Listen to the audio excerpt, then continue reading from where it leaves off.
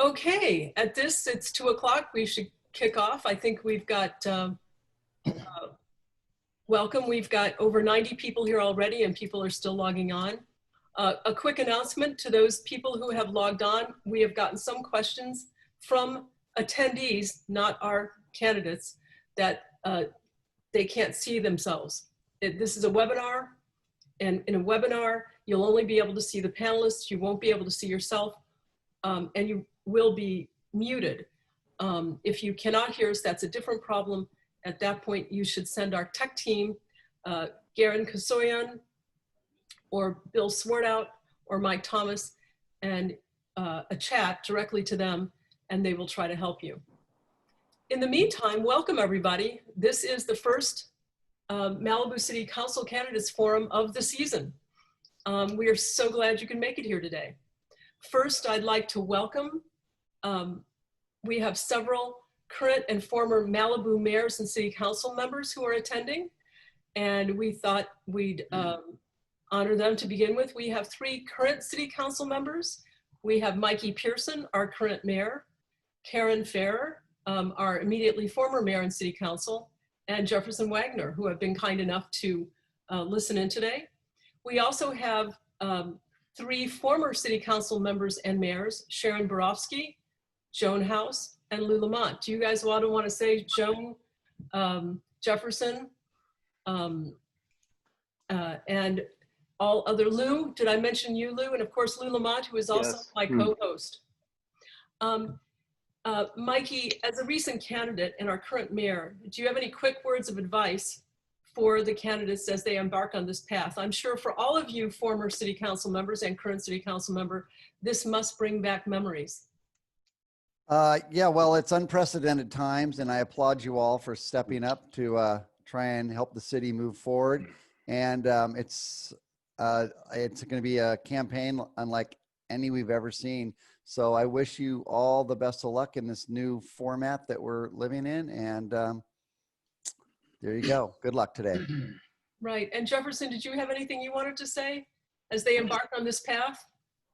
Thank you. Yes, I just wanted to mention to everybody that I do not represent the city of Malibu at this time. I'm here as a personal interest on my own from Second City Hall in the bowels of Zuma J Surfboard's dressing room, and wish all the candidates the best of luck and perseverance.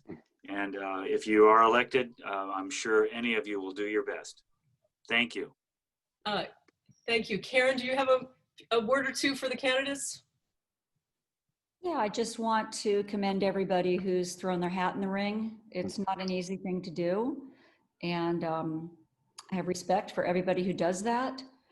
And I will pass on something that was told to me by an elected official outside of our city: to thine own self be true.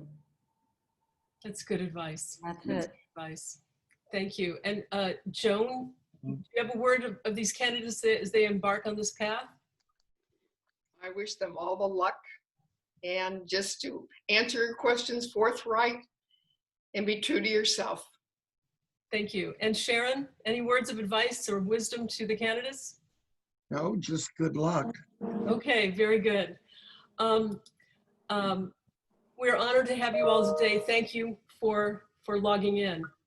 I would now like to thank the board members of the Malibu Democratic Club. This event, plus all of the other events we do, would not be possible without all of them.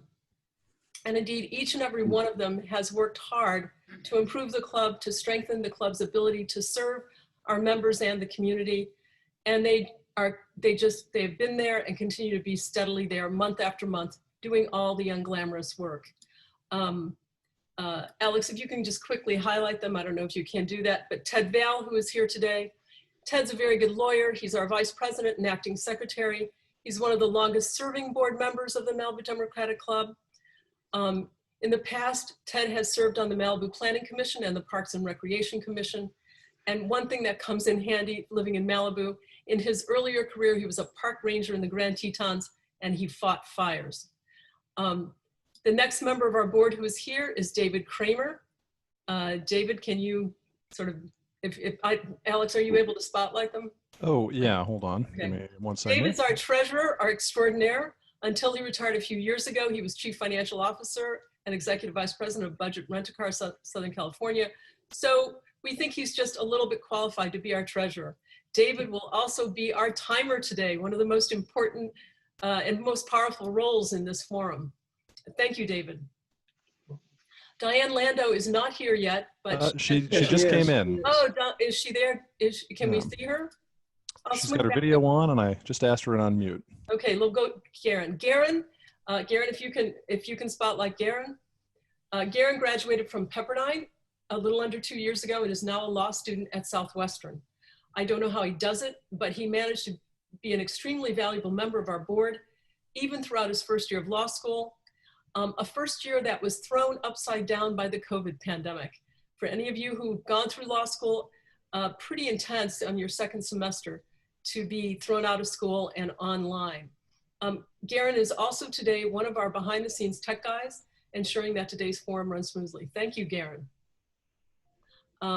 Next is Bill Swartout. Bill is Chief Technology Officer at USC's Institute for Creative Technology. He's one of the nation's top experts in artificial intelligence, so we thought he would just qualify enough to help out with this Zoom call. Bill has also volunteered for 20 years with the disaster communications team in Malibu.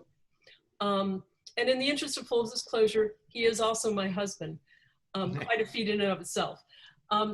It took me a while to get him to volunteer for the board because he does a lot of other volunteer activities. But I feel confident in speaking for the board that he has been a very welcome and valuable addition. Thank you, Bill. Thank you. Is Diane on yet? Yeah, she's here. I've been Right, on. welcome. Diane is a longtime board member. And in addition to being on our board, she has her own nationwide leadership development and coaching firm here in Malibu. Diane has also been active in the Sierra Club, Save the Children, and Habitat for Humanity. I met Diane and her husband several years ago, her husband, Jay Liebig, doing phone banking. So Diane and Jay have always been willing to roll up their shirt sleeves and do the work that it's needed to win elections. Thank you, Diane. Thank you, Jane. I'd also like to mention Lance Simmons. Lance Simmons is one of the candidates here today, and has also served on the board of the Malibu Democratic Club for years. He served as both vice president and president at various times. He has taken a leave of absence during this campaign to avoid even the appearance of any favoritism or conflict of interest. But Lance, in all fairness, for the years that he's given, deserves the credit along with the rest of this board for helping to rebuild the club to the point where it is today. Thank you, Lance. And last but not least, my co-host today, Lou Lamont. Most of you know who Lou is. Lou served 2 terms as Malibu City on the City Council and also twice as our mayor. During that time, he was president of the California City Contract Cities Association. He continues to give his time generously to many organizations, among others, the president of the Alumni Council of the Democratic Municipal Officials and a delegate to the California Democratic Party. What some of you may not know is that Lou is also a member of the Directors Guild of America. He has directed and executive produced over 3,500 commercials and corporate films in 45 countries. Luckily for us, after he termed out the city council, he came back and he has been willing to serve on the board of our club. Thank you so much, Lou. And the last 2 I'd like to thank before we start, Mike Thomas. Mike is a Malibu resident and producer of several podcasts at Malibu's own Kurtco Media. He was also for years a producer at CNN. Thank you, Mike, for lending your considerable talents to us today. And last but not least, Alex Ponting, who is a communications consultant and Zoom engineer, who is helping us today. He's helped the Pacific Palisades Community Council, the Democratic Club there, and others. Alex has been a delight to work with and a great help. And the best thing about Alex and Mike and the rest of our tech team is if it goes well, we'll take the credit, but if it goes badly, we have them to blame. Thank you for that. And last but not least, I'd like to thank all of you who came today or coming today, and also the many people who submitted questions. When everybody signed up for today's event, we invited you all to submit questions. We got a lot of them, which is what we had hoped for. And we thank each and every one of you for submitting them. We read them all and used that in formulating the questions we'll be asking the candidates today. There will not be time to ask every question, but we will touch on every subject we received, if most, if not all, at least. We will also provide you information at the end of the forum if your questions haven't been answered on how you can contact all of the candidates. And last but not least, before we get started, a few technical, important technical details. As mentioned before, this is a Zoom webinar, so you will be able to hear and see the candidates and the interviewers, Lou and myself, and the timer. However, your picture won't show on the screen and your audio will be muted if you're attending. So you can watch from the comfort of your home, you don't have to get dialed up, and it won't matter if your phone is ringing or your dog is barking. For those of you who are not so familiar with Zoom, at the top right of your screen, you can choose between speaker view, which means that whoever's speaking will come up on your screen, or gallery view, which means you can watch us all, and then there'll be a box around those who are speaking. There will not be a Q&A function today. I think there'll be a limited chat function if any of you are having technical problems. However, again, if at the end you have questions, we'll tell you how you can get some of those answered. The program today is being recorded, and we'll try to get it up on our website so others can watch it, or you can go back and watch part of it. We will also be happy to provide a copy of the recording to any of the candidates who want it. Those of you who are not panelists will not be recorded, only the panelists. If anyone has, sorry about all these technical announcements, but if anyone has a computer glitch and gets cut off at home, don't worry. You can log back on without a problem and without interrupting the program. And now for the format.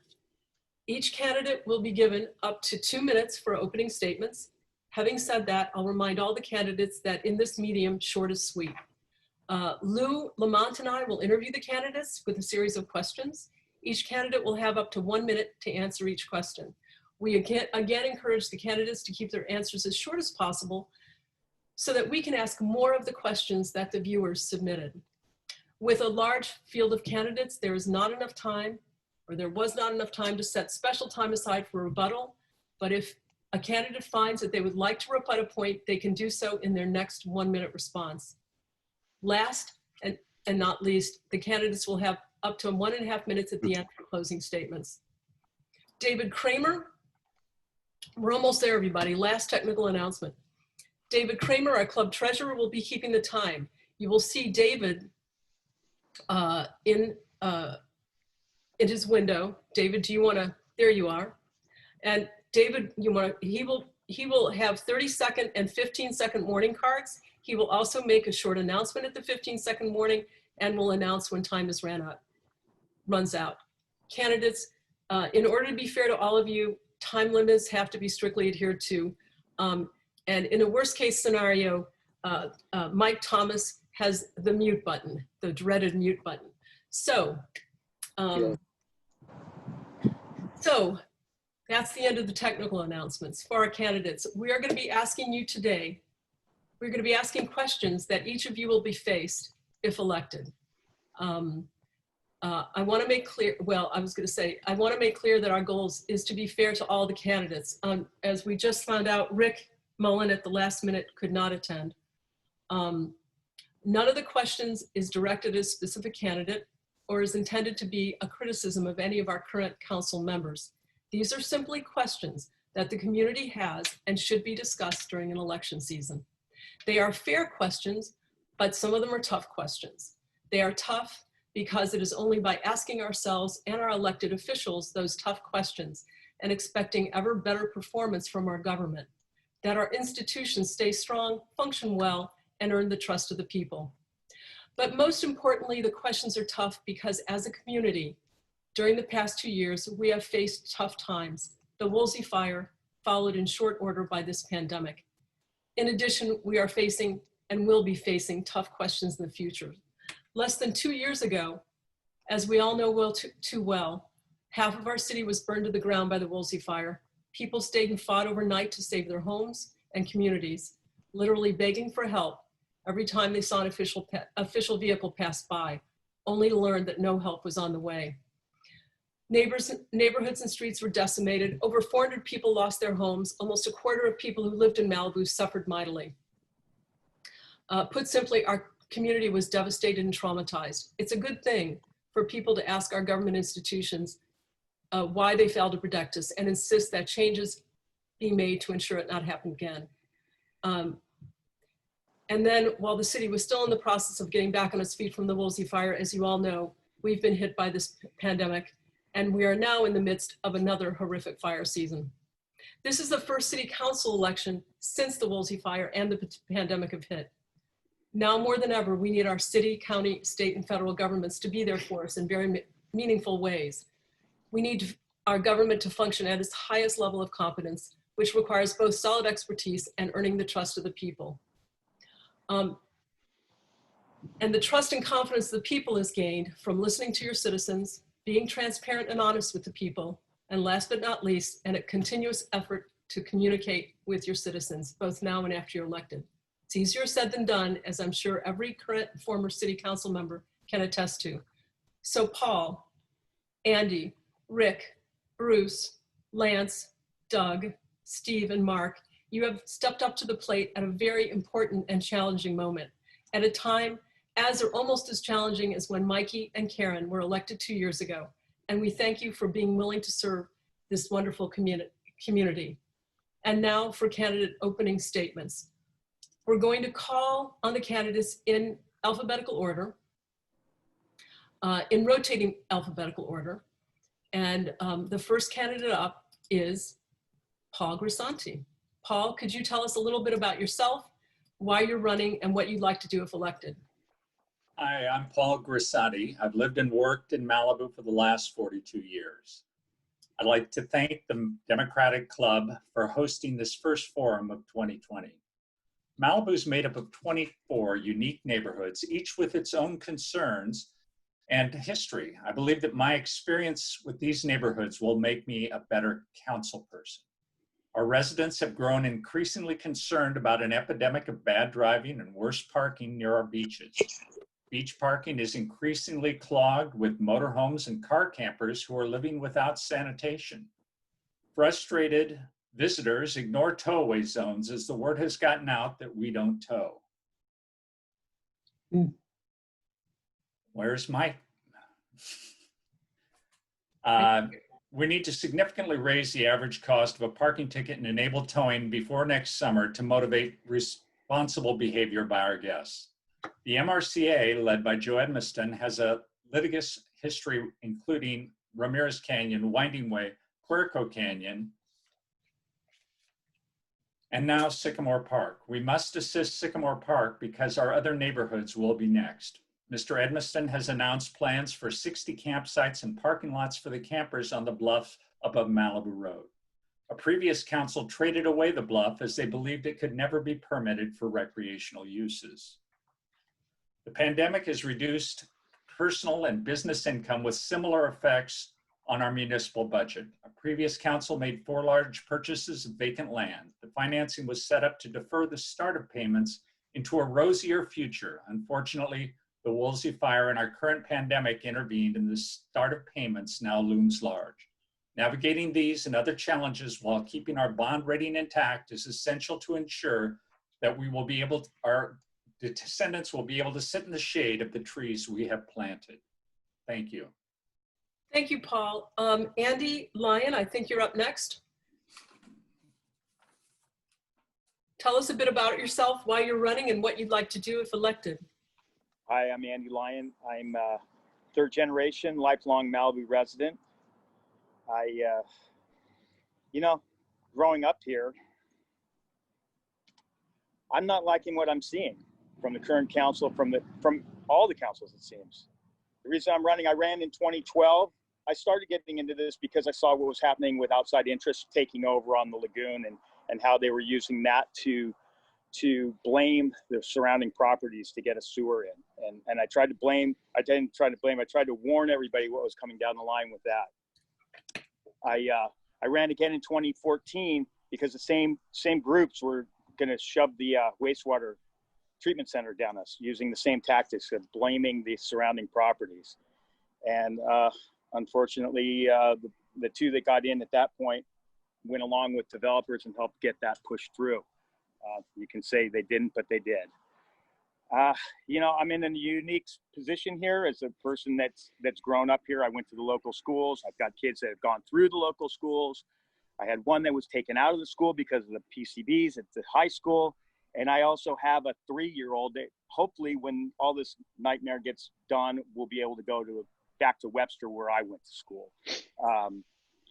You know, I am tired of hearing that it's out of our hands. I'm tired of a city attorney that doesn't seem to do the job that, or even try to. The homeless situation, the traffic, the parking, everything that comes down, it's pushed off the side. It's out of our hands. It's out of our hands. And it's not even ever challenged. I'm the guy that's going to come in there and challenge. I don't care what people think about it. If they say I'm an obstructionist, I can work with people. That's been the big thing, is like people think I can't work with people. I can't work with coming into the city council and trying to fight City Hall 3 minutes at a time every other week and being ignored. Because that's what happens. Okay. Andy, thank you. There'll be more time. Go ahead. Okay. Thank you. You'll have more time in the future, Andy. The next candidate up is, I'm sorry. Oh my gosh. Rick Mullen, but Rick can't make it. Something came up at the last minute. Bruce Silverstein, would you tell us a little bit about who you are, what made you run, and what you hope to do if elected? Sure. Hey, everybody. Good afternoon. My name is Bruce Lee Silverstein. I'm running for Malibu City Council.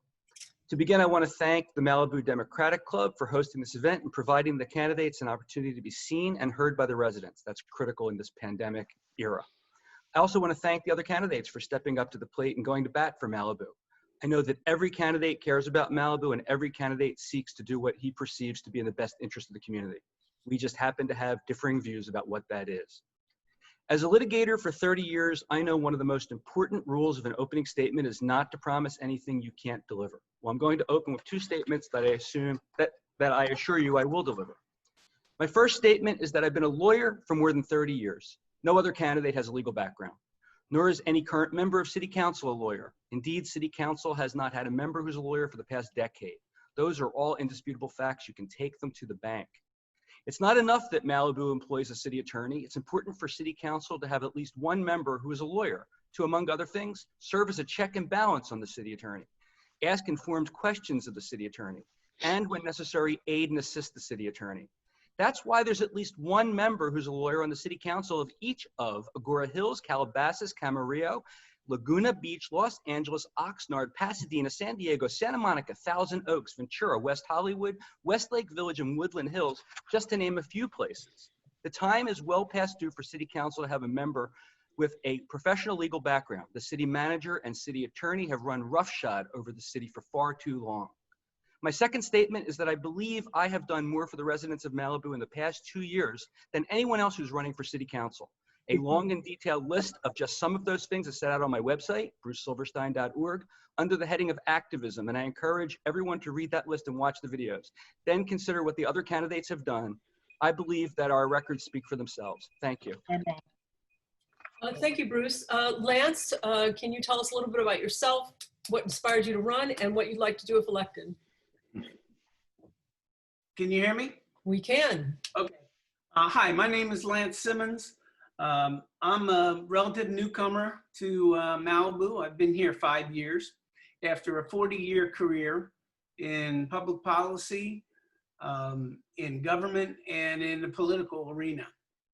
I have spent the my entire professional career devoting my energies to helping the community in which I live. And Malibu is now the community in which I live. And I need to take the skills and the experiences that I've had and utilize them to the best of my abilities to help my community. These are obviously terrible times that we're faced with right now and that we will continue to be faced with. We'll have budgetary constraints, and we will certainly be looking at belt tightening as we try to work our way back to a reopened economy.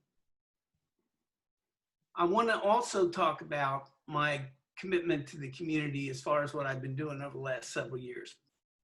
First of all, I was president of the Malibu Adamson House Foundation. I was both president and vice president of the Malibu Democratic Club. I am currently the vice chair of the Public Works Commission, and I am a member of the Malibu Community Emergency Response Team, or CERT. So I've been very busy and will continue to stay busy over the ensuing years. But I want to bring the intergovernmental components, which I've learned in my life, because we're going to need that. We're going to need to work with federal, state, and local governments and share resources as we face these belt-tightening times. Thank you. Thank you, Lance. Next up is Doug Stewart. Doug, if you could tell us a little bit about yourself, what inspired you to run, and what you'd like to do if elected. Well, thank you. First, I want to thank the Malibu Democratic Club for hosting this forum, and specifically Jane and Lou and the tech team that's working behind the scenes. A little bit about me. My wife and I lived in Malibu for over 20 years. We built our home here in the late 90s. I've been our HOA president and treasurer since we moved in. I took my first Malibu CERT training in 2008 and have remained on the CERT team today. For the last 2 years, I've been on the Public Safety Commission where I'm the vice chair.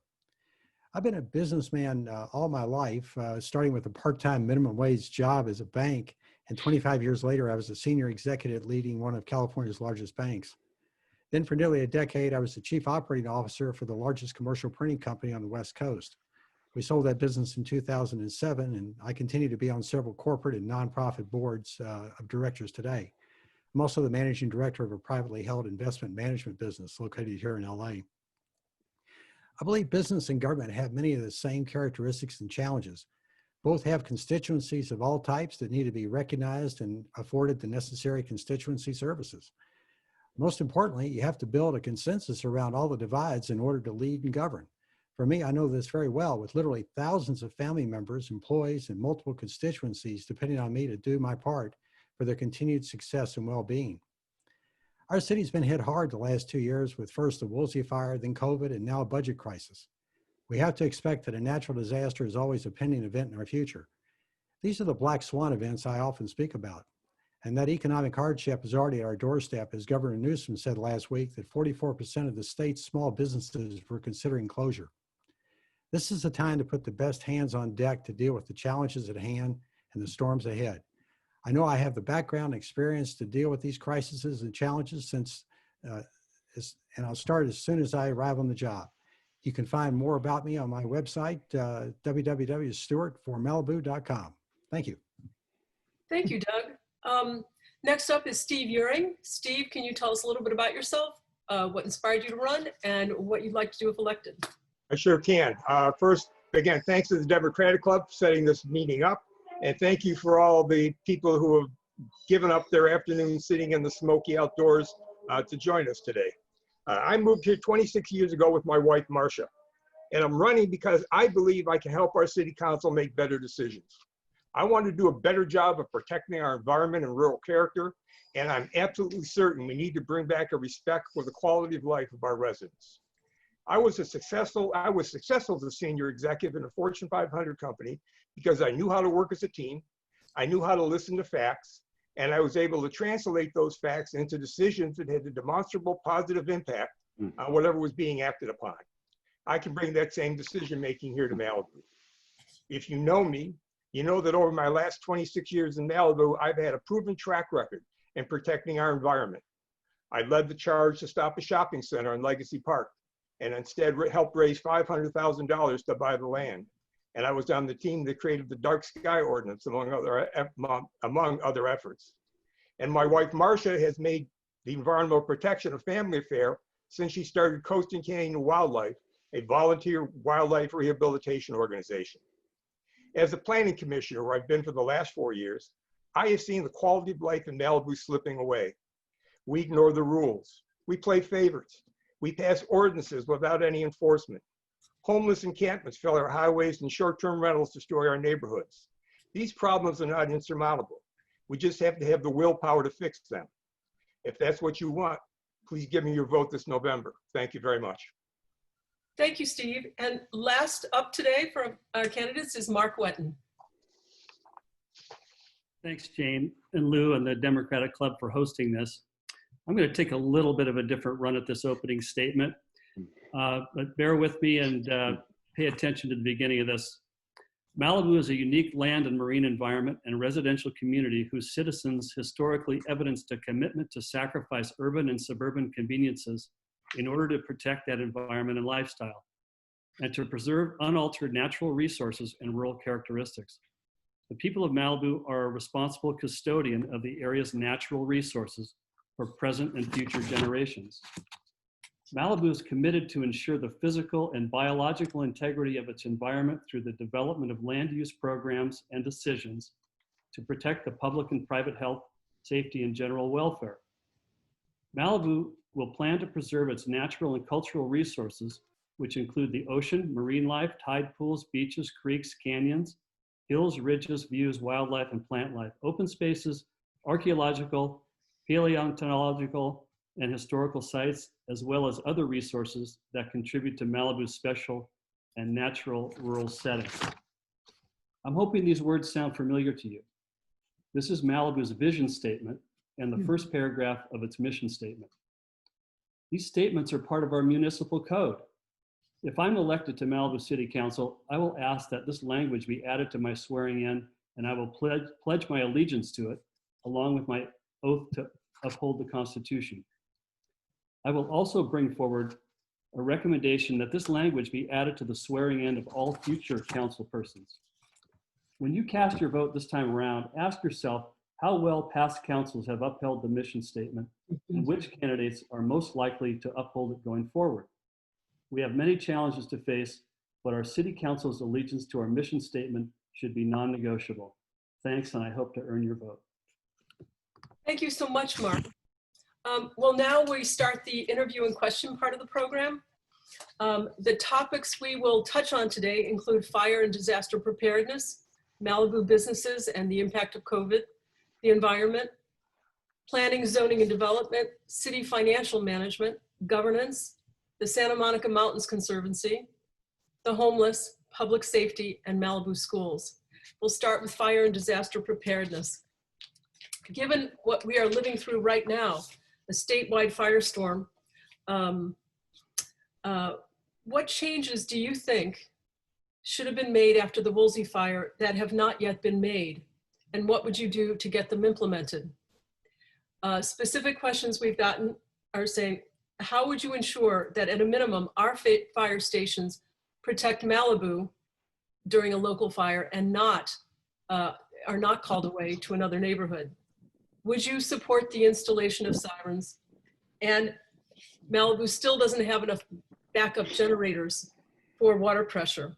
What would you do about that? So again, what hasn't been done that you would like to see done? What would you do to ensure that we have fire department protection during a large fire? Would you support the installation of sirens? And what would you do to speed up having enough backup generators for water? The questions, this time, the first person up will be Andy Lyons. Andy, are you there? Yeah, I'm here. Hi. I'm sitting in front of a tree that's in my yard that was burned. That's as close it was to my house.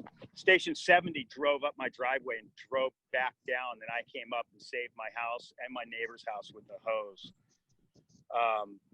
I've probably been through more fires in Malibu than anybody, being that I'm the longest resident on the Catanets, going all the way back to the 1970 fire.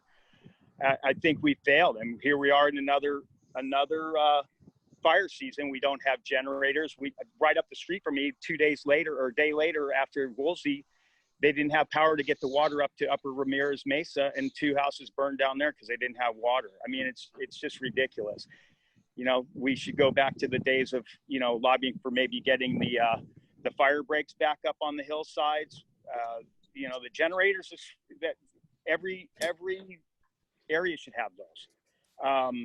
I was just up in Topanga. I have the listing. It was I was up there the other day when that fire broke out with the guy driving down, and somebody donated those pods up there for all the helicopters to dip into. That wasn't, you know, that's not county funded. That was somebody did that. And that was like, you know, key to getting that knocked down fast. I think that we just need to, was that time or like? Yeah, unfortunately, Andy, you are out of time. You'll have more. They'll A lot of question for a minute. It is tough. We've got 8 candidates and it is tough, but we'll do our best. If there's more time at the end, we'll ask more. Bruce Silverstein, I think you're up next. Okay. Hey, so the fact that these questions are even being asked highlights the deficiency of the current city council, which includes a fire captain. 2 years after the Woolsey fire, Malibu should have a detailed and well-publicized plan for reducing the risk of the next wildfire, for evacuating the residents when the inevitable fire roars through Malibu, and for caring for the brave residents who stayed behind to help protect their homes and the homes of their friends, neighbors, and community members. There are less than 10,000 residents in Malibu. We should all have a printed manual of detailed instructions. I don't know how to prevent a wildfire. I know there are ways for us to minimize the risk of losing lives and individual properties. But the fact that a fire is out of control and in the hands of a higher authority. Of course, the state and county do have the ability to take steps to help reduce the risk of wildfire, and it's critical that they do so. We need to work with them. We also need power that will work during a fire, water that will flow during a fire, and a fire department that will do its job during a fire. I also know that we need a well-publicized plan for an orderly evacuation, so that next time an evacuation is needed, everyone will know what to do. And we need to take care of our residents who stay here valiantly to fight fires. We don't treat them like criminals. Thank you. Thank you. Jane? Yes. Can you hear me saying time out? I can. Okay. Okay. Next one up would be Lance Simmons.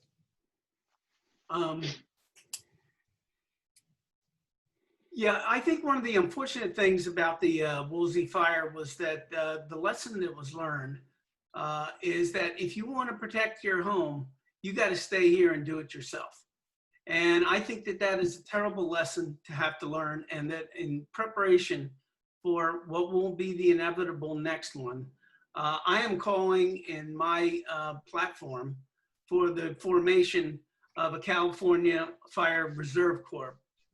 So, which would be similar to a National Guard concept, because we don't have enough firefighters in this state. We don't have enough resources.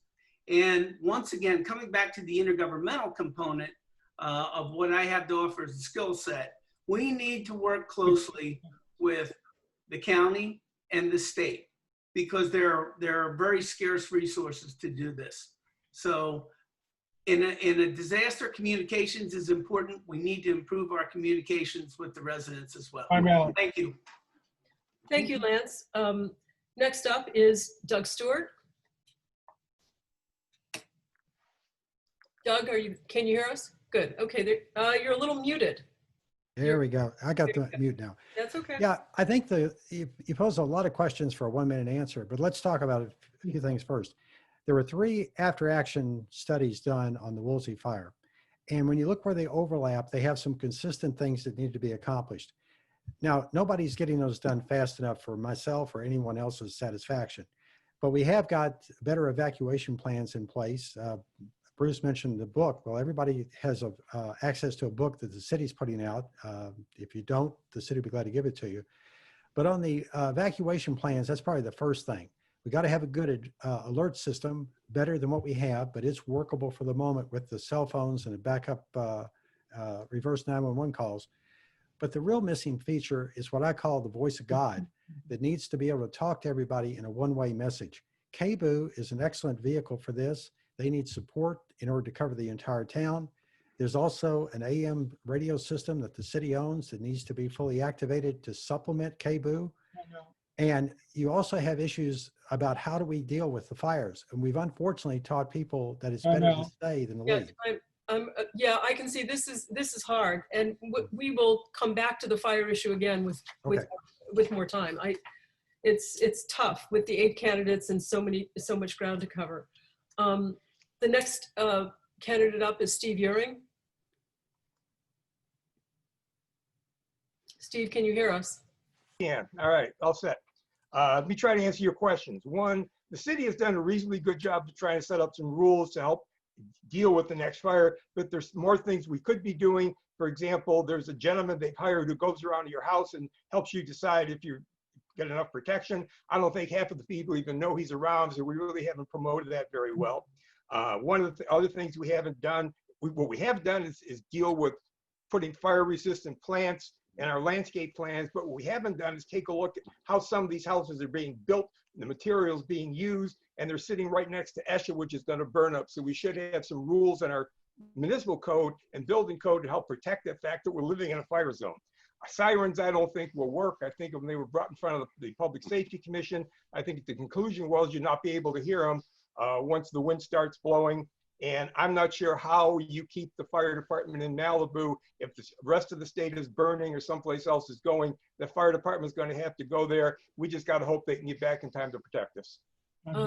Thank you. Mark Wetton?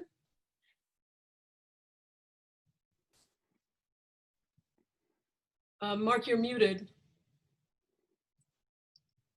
It's okay. Hi, can you hear me? Yeah. Okay. Myself and a few others that are on this call are part of the Malibu West Volunteer Fire Brigade. We started out with 10 or so people, and after the Woolsey fire, I think we're up to almost 25. We've done a really great job in preparing for the eventuality of a wildfire. We have boxes around the neighborhood with fire hose and wrenches for the fire hydrants and gated wires. We've been trained by retired fire chiefs. I think it's a great way to go. It's hard for the city to promote this because there's apparently a liability issue, but I think we just need to be a little bit creative about how we approach it. But I think that's the answer, to have every neighborhood prepared on their own, because basically we're on our own. We're not going to be able to control what the county does with the fire department. I mean, if we get them, we get them. If we don't, we don't. We know from the study that was done that the sirens are not going to be an option. They're not going to work. Are we done? David, yeah, I guess, David, we're not hearing you so well, but I think you're, David? Yes. Is his time up? Yes. Oh, sorry. Yeah, okay. You couldn't hear you so well. So sorry. Paul, you're the last one up on this question. I'm unmuted, but I'm not on the screen yet. You're on the screen. This is the question that has really activated my life for the last 10 years. We first found out that we did not have enough water to satisfy the fire department back in 2009. Fortunately, I was able to spend a couple years on the task force for District 29 trying to improve the water system, figure out how we could improve it and make it work better. And like Mark, I too am a member of the Malibu West Fire Brigade. And long before that, I had turnout equipment. I saved a house with 150 feet of hose all the way back in '82. We got to defend ourselves, because when CAL FIRE starts telling the county what to do, there's no chance we're going to get the representation we need locally. Thank you. Thank you. I can see that this is an issue that if we have time at the end, we can sort of revisit. It was just almost a teaser considering what a big issue it is for the city. We'll see how the time goes. Lou, I think at this point, Lou, you're going to take the next question on Malibu business and COVID. Yes, but before I do, I just want to, because I've known so many of you for such a long time. Yeah. I want to welcome you to this campaign, and I want to congratulate you for your courage and your passion and the fact that you have a belief in public service and you want to serve your neighbors. But I can promise you, as a veteran, you're going to have the most interesting, exciting, frustrating, satisfying, and one of the most meaningful journeys of your life. So good luck. Now, in Malibu, when the Woolsey fire happened, Malibu businesses were decimated. It was just unbelievable. When they finally began to come back together again, COVID hit.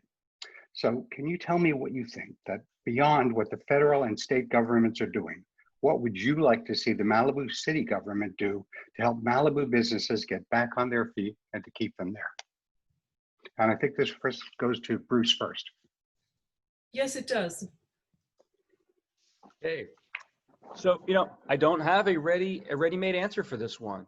This is a challenge for everyone in this country. COVID-19 has just been decimating to everyone economically, not just business, people just residents in general. The city should be working with the Chamber of Commerce. The city should be working with the local businesses, bring them in, find out what they do need. The one thing I don't think the city can't afford to do is provide funding, but the city perhaps can provide incentives of other sorts. We also need to not be as concerned about the chain businesses that are here, the national businesses that are here. We need to concentrate on the mom and pop operations, the local businesses. And they're the ones that really need the help. I'm not going to take my full minute. Thank you very much. Thank you, Bruce. Lance, I think you're the next one up.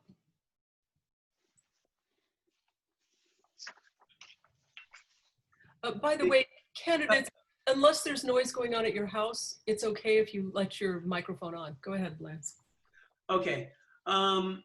These are just absolutely gut-wrenching times. And I have reached out to the Chamber of Commerce. I've reached out to several business people in the community to ask exactly what it is that we can do. I think one of the best things we can do, and one of the major planks of my platform, is to have a visioning commission, to establish a visioning commission which involves people from all aspects of the community to identify the goals we seek to achieve in the short term and the long term that are quantifiable, so we can do a report card at the end of every year and tell the city council and the mayor, here are the issues where we're making progress, here's where we're standing still, here's where we're falling behind. And the business community needs to be involved in that to every extent possible. Thank you, Lance. Doug, I think you're up next. Okay. Well, the issue that we have here is people are in jeopardy right now. It's not about 6 months from now or 6 weeks from now. These businesses are struggling today. That comment I made earlier about 44% of the state's businesses are at risk of closing, small businesses, is a today issue for them, trying to make payroll this week or next week. What the city needs to do, they've done some already. They did outside dining, allow signs on PCH, but that's reflective of saying yes. And that's what I really want to emphasize here. We need to ask the city businesses, what do you need? And the city needs to find a way to say yes. Now, the other thing we need to accomplish is to make sure we got visitors in this town that will be able to shop in these stores. A lot of these stores depend on out-of-town visitors to come here. We need to encourage people to arrive at our doors. And maybe we sponsor trips for tours or whatever, but we need to open our doors at least for the next 6 months to a year to figure everything we can to get these people into our stores buying things. We don't need more doors. We just need the stores to be open. Thank you, Doug. I think Steve Uring, you're up next. Yes, one of the problems is going to be, I think the city council should continue to encourage people to wear masks so we can get through this COVID thing. As long as that's out there, there are going to be problems. I agree with the statement that said we should be working with the Chamber of Commerce and have them give us some ideas of what we can do to help the businesses. I'd like to see us go back to some of the landowners and some of these shopping centers and see if they won't help us give a break to some of the small businesses to get them back earlier, because that's one of the problems we have. They keep raising the rates of rent and chasing these businesses out of there. And 30 seconds. Again, encouraging the Malibu residents to go out and shop locally. We still have enough residents in here to sort of help protect our local businesses. The other thing the Chamber of Commerce could do is go out and start recruiting small businesses to come in and fill some of these slots. There are ways you could take a storefront and put 2 businesses in it, make it more valuable for the landowner, and bring some of that stuff back to Malibu. Thank you, Steve. Mark? Hi. So I think that the city's doing some things right. I think that the temporary sign ordinance is great. The temporary outside seating is really helping the restaurants. I think the city could do a better job of promoting small businesses.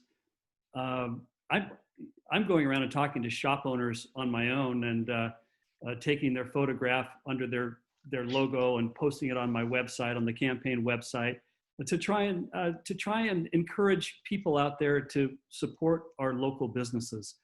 I mean, these are small things, but there are things that we need to do long-term to help small businesses also that, you know, sometimes it's just flat out too hard for businesses to get things done. And I think we should make it easier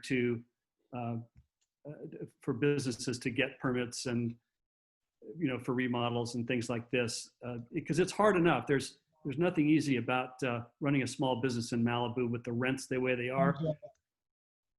Okay, thank you, Mark. Paul, I think you're the last one up on this question. Thank you. Hi, I've been on the board of the Chamber of Commerce for several years, and I've been their governmental affairs director for several years. And what we consistently have our members asking for is, can we please have a more clear path to tenant improvements permits? It's no fun for somebody who's thinking about opening a business in Malibu or trying to keep their business in business to apply for a permit to do tenant improvements and find themselves going back and forth and back and forth. And all the while, the rent is keep going. You get tenant improvement money perhaps from the landlord, but if you never get to the finish line, people give up and go away. And the existing people need our support. We missed a crucial opportunity after Woolsey when they gave out Amazon gift cards instead of cards that could actually be spent at local stores. And I think that's something that we should keep in mind for the next emergency. Thank you. Thank you. And I'm sorry, Paul, you were not the last one up. Andy, where are you? I can't see. Oh, there you are. Andy, how would you address the problems of the businesses affected by COVID so badly? It's terrible what's happening to people. And that's one of the things on my campaign is that I'm not raising money on my campaign. And what I started is a pay it forward, because everybody is hurting. And I'm sure everybody that's here listening in knows somebody that either works in retail or in one of the restaurants or has been affected by this. And instead of like donating $250 to me for my campaign so I can, you know, tell you how great I am, I would rather see that going to somebody that could use it. You know, we're talking about, I heard somebody saying, you know, we need to get more people in. There are plenty of people in Malibu. I don't know where he's been, but there's plenty of people in Malibu. We just don't have, you know, we're stuck in these guidelines and these people have to deal with stuff and it's just so restrictive, and then everybody gets into a crowd and then they can't do anything. They can't buy anything anyways. So we're sort of hands tied on there, whether, you know, we offsite parking, you know, in the center of town and make it so everything's open air while the weather's good and bring all the stores outside. Thank you, Andy. I can't hear anything. Yes, yeah, unfortunately it is. The next question is on the environment. Last October, the Malibu City Council voted to declare a climate emergency. Following that vote, apparently sustainability plans for the city were cut. But recently, LA County hit an all-time record temperature of 121 degrees. Fires are burning not only throughout California, but in the Western United States. And we're all living in this yellow smoke we've had all week long. Do you agree that California is experiencing a climate change emergency? And what will you do as a city council member to address it? The first person up this time would be Lance. Can you hear me? Yes. Okay. You know, this is an issue which is so near and dear to my heart. As a single father of 2 millennials, everything that I've done in the last 30 years has been in anticipation of the future and what it's going to look like for the world that they inhabit. When the city council voted 4-1 to approve a climate emergency, I actually stood up in city council and made the statement that we can't afford climate deniers on the city council. and it was directed at the one city council member who voted against. What we need to do, once again, is we need to identify in something that conforms with our vision and mission statement what it is we want this community to look like. And then we've got to make absolutely sure that the city council and the mayor knows, and the city manager knows, that this is what we're going to expend whatever scarce resources we have on. Thank you, Lance. Next up on this would be Doug Stewart. Yeah, you know, whether you believe in climate change or not, you just have to say we've got climate issues today. So long-term isn't an issue, it's about today. Now, the city is limited in what it can do. We certainly can't change auto emissions or anything like that, but what we can do are things that are under our control. Recycling, eliminating plastics. As some of you know, I'm a sailor. To sail in the ocean out there with the plastics and the stuff that washes into the ocean is ridiculous. And we can control what happens on our beaches by better trash pickup and so on. We don't need to let this stuff just escape into the environment and not be recycled. On a long-term basis, we can encourage green energy. And there's so many more practical ways and economic ways now to do solar and wind. This is the wave of the future. We need to promote it. And as somebody made the comment a few moments ago about tenant improvements being expedited, anything for a green energy project should be fast-tracked in our city budget and city planning process. Thank you, Doug. And next up is Steve Uring. Okay, I think the Earth is telling us it's had enough. If you just look at what's happened over the last couple of years with the temperature going up, what's going on right now? I mean, so I think, you know, across the board, we got to get smarter at what the heck we're doing. Locally, I agree with Doug. There's only a couple, you know, there's a few things we can do. We're not going to impact the whole state of California, but, you know, maybe it's time to go out and really do a contract with some kind of a solar company so we can make solar panels economically efficient for everybody in Malibu. I agree with cleaning up the beaches, keeping all that plastic stuff out of the ocean. I mean, we've done some stuff prohibiting plastic bags, and I think that's helped. It's an ongoing effort. There is no one, you know, it's all little people picking up trash as they walk on the beach. All of those things help improve our environment and make our lives better. So I think we should encourage them to do that. Thank you, Steve. Mark Wetton, you're up next. Okay. Are we in a climate emergency? Heck yeah, we're in a climate emergency. Just look at what's happening right now in the city of Malibu. FEMA is in the process of remapping their flood map zones along our coast, and we're in a situation where we've temporarily forestalled it, fighting the process. But that's something that's happening right now, which, if that's going to lead to other issues with getting insurance on beachfront properties. Look at the problem we're having with getting fire insurance already after the Woolsey fire, and it's not getting better. We just had record temperatures this last weekend, so this is a problem that is right here and right now. And I think the city setting an example by going solar on the city hall, switching out the fleet to all electric vehicles, much to the chagrin of Mitch McConnell, but I think it's a good idea. Thank you, Mark. Next up is Paul. Hi, I agree with the city's goals of someday having all solar power put on site. Unfortunately, at the moment, that's a lot of money that we don't have. The city has made it possible for all of us in the community to participate by signing up for the Clean Power 100% option. And I think that that's a wonderful thing, and everybody should do it, and it makes good sense. Unfortunately, we have no control over sunspots or what the other countries in the world are doing. We can only do the best we can here. And the best we can here is to take care of Malibu and to encourage our electeds in other areas to take care of the state and the government and the country as a whole.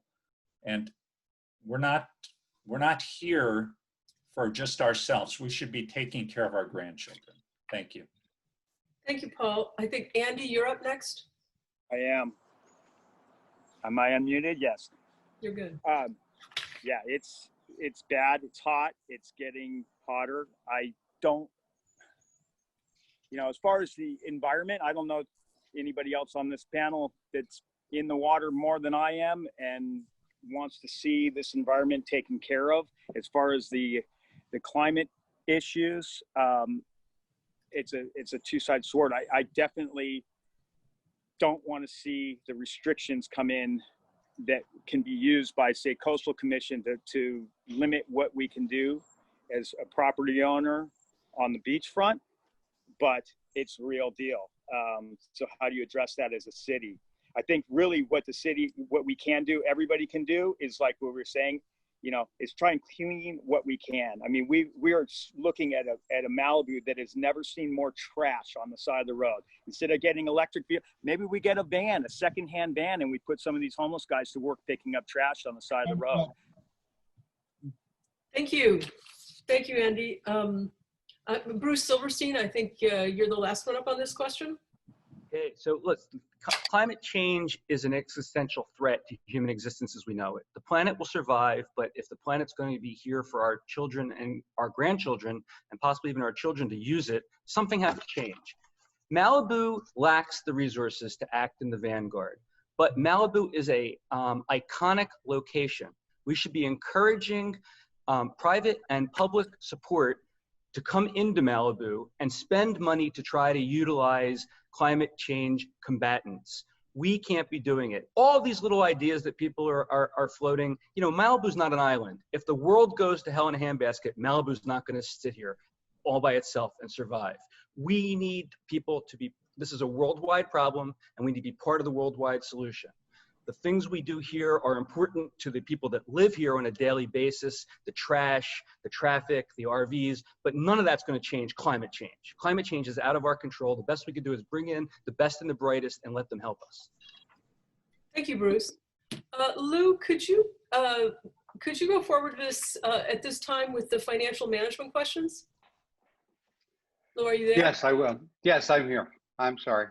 And go ahead, you have the time, I think, for you to ask the two questions separately, if you'd like. The most important question that I have is that for the first time in decades, Malibu is facing a financial crisis next year.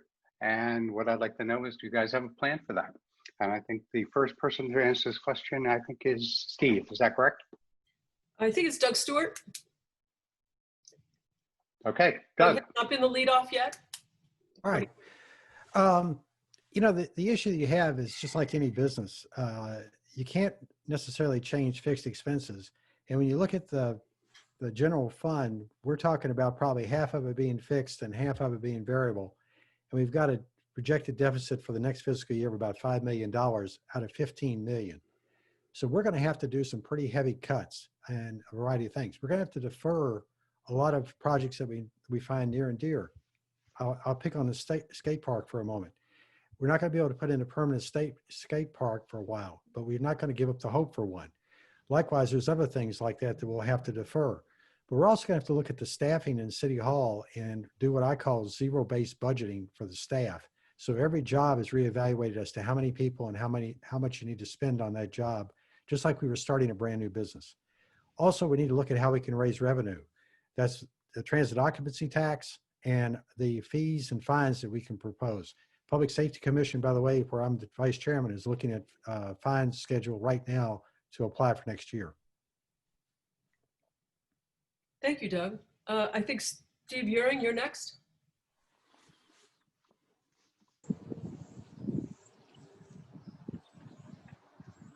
You're muted.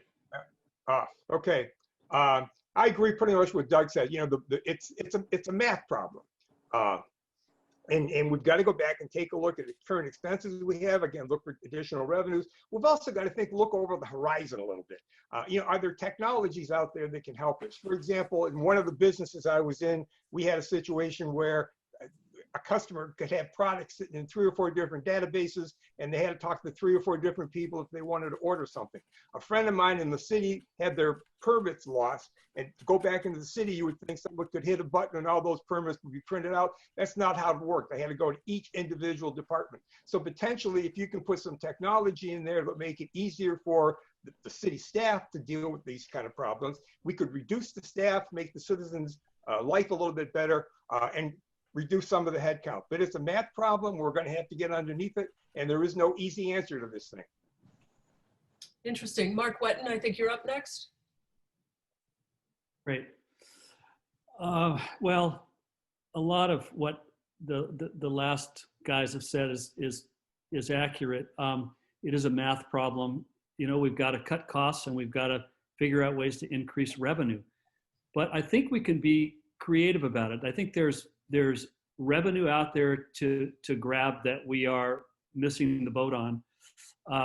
And I think with regard to the skate park and the arts and things like that, it's a matter of being creative. You know, there's money out there for this stuff. We don't have to pay for it all. I think we can go to outside sources, to foundations, grants, to public-private partnerships. You know, all the ways that universities and museums and entities like this raise money. So I think we just need a little bit more creativity and some good old-fashioned common sense when it comes to cutting expenses and looking at revenue. Paul Grisanti, I think you're up next. Thank you. If you take a look at our existing budget, you'll find that about half of our budget is made up of funds that have come to us through various bonds, grants, things like that. And hopefully that is not going to take a huge hit. But the rest of what we've got going for us is taking a big hit. And there's really no way out other than realizing it's a tough slog. We have to get by with less. Better times are coming. We need to get through the process of paying for the park, Legacy Park, which is almost done. I can see the end, and hopefully get it out of the way by the time we start having to pay for the 4 lots that were purchased, that we now are going to be able to pay for. We have wonderful things for the future, but we have to make it through this tough patch, or else we will lose our investment that we've made in those plans for the future. So we've got to keep trying. Sorry. Thank you, Paul. Andy, I think you're up next. Yeah.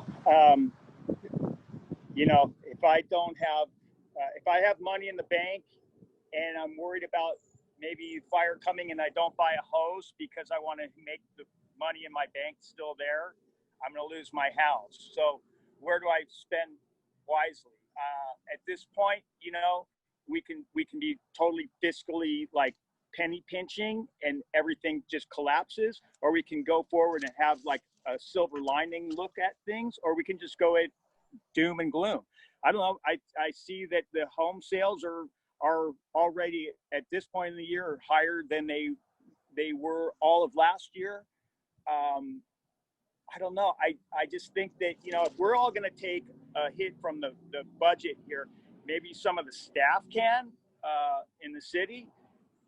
You know, I think that there's other ways to skin this too. And when we're talking about taking stuff away from the kids, like a skate park, get somebody like Vans or Ruka or somebody to come in here who would gladly put their name on a skate park in Malibu. Thank you, Andy. Bruce, I think you're up next.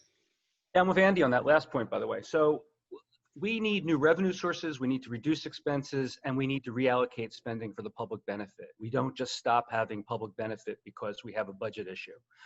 I have a number of specific and achievable ideas set forth on my website under fiscal responsibility. It's brucesilverstein.org. I agree completely with Andy about naming rights is a costless way to raise meaningful revenue. You just put someone's name on it, just like a sports stadium. There are large companies that will pay a lot of money for that. We could have a parking tax for the transient visitors that come into the city and park at private lots and pay for that. We should further increase the TOT. It's not enough to go to 15%. Anyone who's spending $1,000 for a night in a hotel can spend another $200. They won't care. Cutting costs, reduce city staff, reduce consultants and outside advisors, eliminate unnecessary public works projects. We're about to spend a large amount of money converting a rural road into a urban road. We don't need to be spending that. We do need the things like the skate park. We do need to be dealing with the vacant properties that the city has bought. Thank you. Thank you, Bruce. Lance, I think you're up next. You know, I entered this race under no illusion that things weren't going to get worse before they get better. And we're going to need to put the green eye shades on when we look at the budget. And we're going to have to make some tough decisions. But there's one thing which, and I want to send a shout out here to our mayor, Mikey Pearson.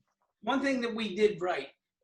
We need to congregate with and coalesce around all of the other cities in California and across the nation. And we need to petition our federal government for help. And we need to do this in a collaborative way where the local, the state, and the federal government mass their resources together and help us get through these tough times. And we are going to have to make tough decisions, absolutely, no doubt.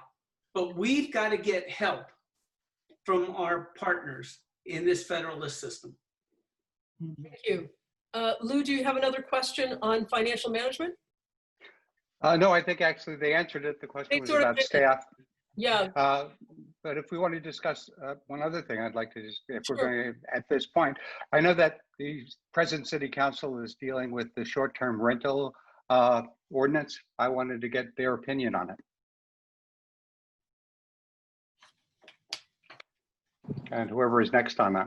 Why don't we do this? Actually, it's a perfect segue into the planning. The next segment of questions are on planning, zoning, development, and neighborhood character. A lot of interest, of course, in the short-term rental ordinance. Next one up, and for these, we're going to have a couple of questions in the planning and zoning area. So if you need the minute, take it. If you don't, go ahead and we'll move on.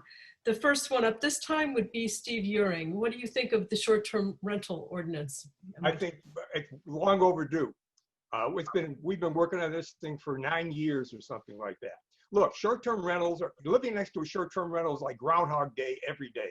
New people keep coming in, the same thing keeps repeating over and over again, and it is starting to destroy our neighborhoods. I think our plan to do this home sharing ordinance, similar to what Santa Monica has, is a step in the right direction, because every meeting I've been in, the homes, the rentals that are where the owner is present have not been problems, and I think that will help solve a lot of the issues we have with short-term rentals. Mark Whitten, you're up next. Thank you. Yeah, I'm in favor of the short-term rental ordinance that's on the table now. It's very strict, but I think we need to get these businesses out of neighborhoods. It's really a burden on the community. And I think people can still make money renting their houses. You know, you can rent your house out for a month and take off on a vacation. We used to do it all the time, you know, back in the day. And but I can tell you that being next door to one is your worst nightmare if it's an ongoing situation. So I'm all in favor of short-term rental ordinance. Paul, you're up next on that. Hi, I think it's very important for people to watch it on TV tomorrow night. And I am in favor of the short term. Actually, they're considering 3 different options, and I think they'll choose at least 2 of them, I hope.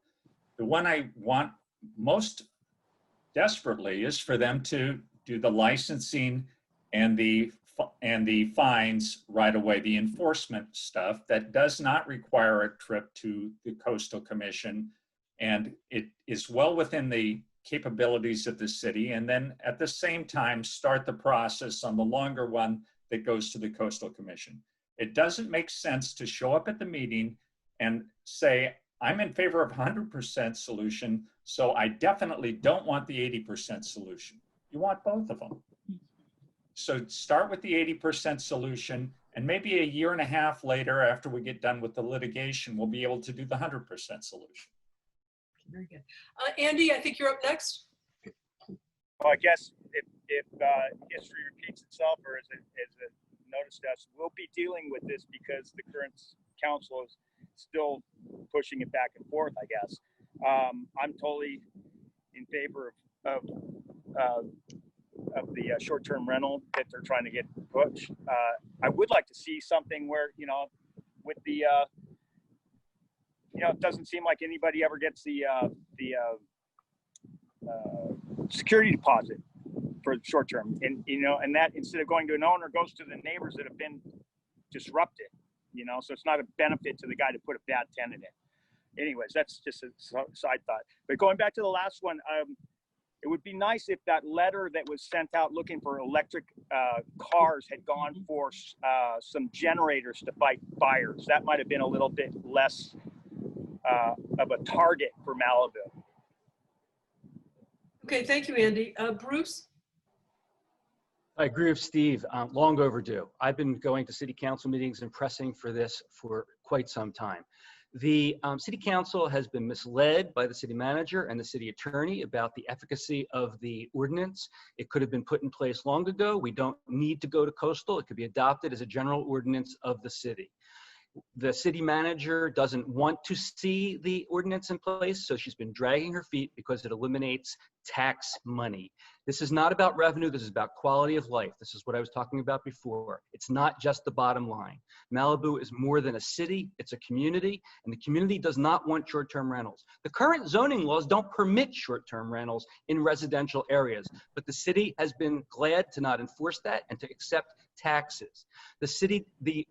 The temporary ordinance that's been proposed is going to actually affirmatively permit short-term rentals explicitly for the first time. Big mistake. There should not be anything on our books that affirmatively allows short-term rentals until we have the restrictions in place. City council, like I said, is being given wrong information by the city attorney, and the city attorney portrays it as settled law. It's nowhere near settled law. Thank you. Thank you. I think, Lance, you're next on this one. Yeah, it's hard to disagree with a lot of what's been said. In the 5 years that I've been here in Malibu and going to city council meetings, this issue has come up time and time again. I think what has happened is finally, policy making is sausage making in a lot of instances. If you saw it being made, you wouldn't like it, but once you eat it, it's tasty. I think what we've done is we've come to a point where the city council has got about as good compromise as they're going to get, and I fully support the ordinance and what the city council is doing. I think they've made great progress, and I think we're going to have a resolution to this relatively quickly. Thank you, Lance. Doug? Yeah, I think we're on our 7th version of a short-term rental proposal going to the city council. I think it's been going on for so many years, they don't even know which version they're on anymore. But the one thing I've said over and over again at city council meetings and elsewhere is that you've got to have enforcement. And that's true of everything we do here in Malibu. I use the phrase, we growl, but we don't bite. And this short-term ordinance, no matter what form it comes in on, should have dedicated code enforcement officers that are available 24/7. You look at the places around California where they've got effective and satisfactory short-term rentals, they've got code enforcement people that can jump on a problem real time. Homeowners don't need to wait until Tuesday to have the problem at 1 o'clock on Saturday morning solved. So that's the first thing. Secondly, these short-term code enforcement officers can be paid for by the permit fees by the people that are renting out their houses. Finally, I'm not in favor of having corporate ownership of short-term rentals, and it should be for your primary residence only. Thank you, Doug.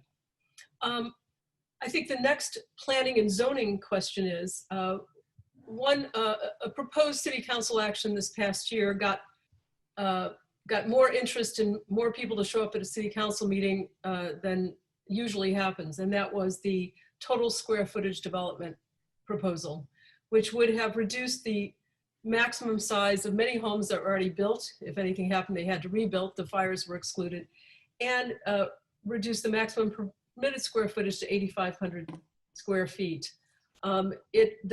So many people showed up in opposition to it that the city council tabled the proposal, but it always can come back because of the high interest in this issue. Would you support an ordinance to reduce the total square footage currently allowed for homes in Malibu, even if the house would not obstruct anyone's view, and even if it complied with all other current building code requirements? First one up on this is Mark Wetton. Thanks for the question. I think our building codes are fine, And I'm not sure that we should change this. Especially if by applying the current code, it's not blocking views, it's not in any other way obstructing any of the neighbors. I think that the code should stand. I understand why some people would like to see smaller properties and the whole mansionization issue and all that, but that the ship has sailed in a way, and I think that the code is fine as is. Thank you, Mark. Paul Grisanti, you're up next. Great. If I get the camera, I'll talk. Okay. Hello? Hi. Many of you may not know it, but I was one of the leaders of the group that opposed the TDSF that was going to be, it was ill-considered, and it made no sense as far as what they were going to do. And we were successful in getting 300 people to turn out and pull speaker slips for the Planning Commission meeting, and another 100 to turn out and pull speaker slips for an emergency meeting of the City Council. It made no sense. They had people telling people that this won't hurt your property values. But yet the people on the stage, when I offered to personally pay for deed restrictions for their personal properties, not one of them took me up on it. So this is, unfortunately, I've spent my life in real estate, and I've also lived through the 2 down zonings that we've done since we became a city, and we didn't need to go any further. Thank you, Paul. Andy, you're up next. Yeah, that was an unfortunate planning commission meeting where everybody came in with pitchforks and shovels and flamethrowers at the commissioners that were just trying to do the job that was sent to them from the council back and forth. And I support things that aren't going to block views. I support things that are not going to be out of huge character of what's right by them. But to sit there and it's such a mess when it, you have citizens going to a planning commission. They're yelling at the planning commissioners that are just trying to do their job and not even understanding it. That was pretty upsetting to me. I think we've got some pretty strict restrictions already. I don't want to see, too much going beyond that. It's hard enough to get anything done. There's still houses, it's impossible. So. Thanks, Andy. Bruce, you're up next. Okay, so the question, just people remember, was whether we're in favor of an ordinance that restricts the size of a dwelling unit. Absolutely not. That's too strict. Character of the neighborhood is important. We have plenty of rules and regulations that assure that the neighborhood character will be protected. They need to be enforced strictly, but we don't need a specific ordinance that specifies how much square footage somebody can be limited to. I think we already have it. I think the Planning Commission, whoever's talking should not be doing that. I think the Planning Commission got unfair blame for this. City Council asked them to draft that ordinance, and City Council then was happy to let the Planning Commission take the fire for what the City Council asked. But this shouldn't be done. And I hope we're going to get to other environmental questions because there's a lot more to talk about in terms of the city's mission statement and vision statement, like Mark alluded to at the beginning. I've been fighting for that for the past 2 years, and City Council just doesn't seem to care. Lance, you're up next. Thank you, Bruce. Yeah, I think that it was a good thing to see that many people energized on an issue. And I also think that my visioning commission idea and proposal is a perfect venue to identify issues such as this so that the citizens' voices can be heard and that we have quantifiable measurements to identify whether the goals of the community are being met, whether those goals are clean air, clean water, McMansionization, or whatever. We need to have some metrics by which we can measure whether we're becoming the community that we want to be.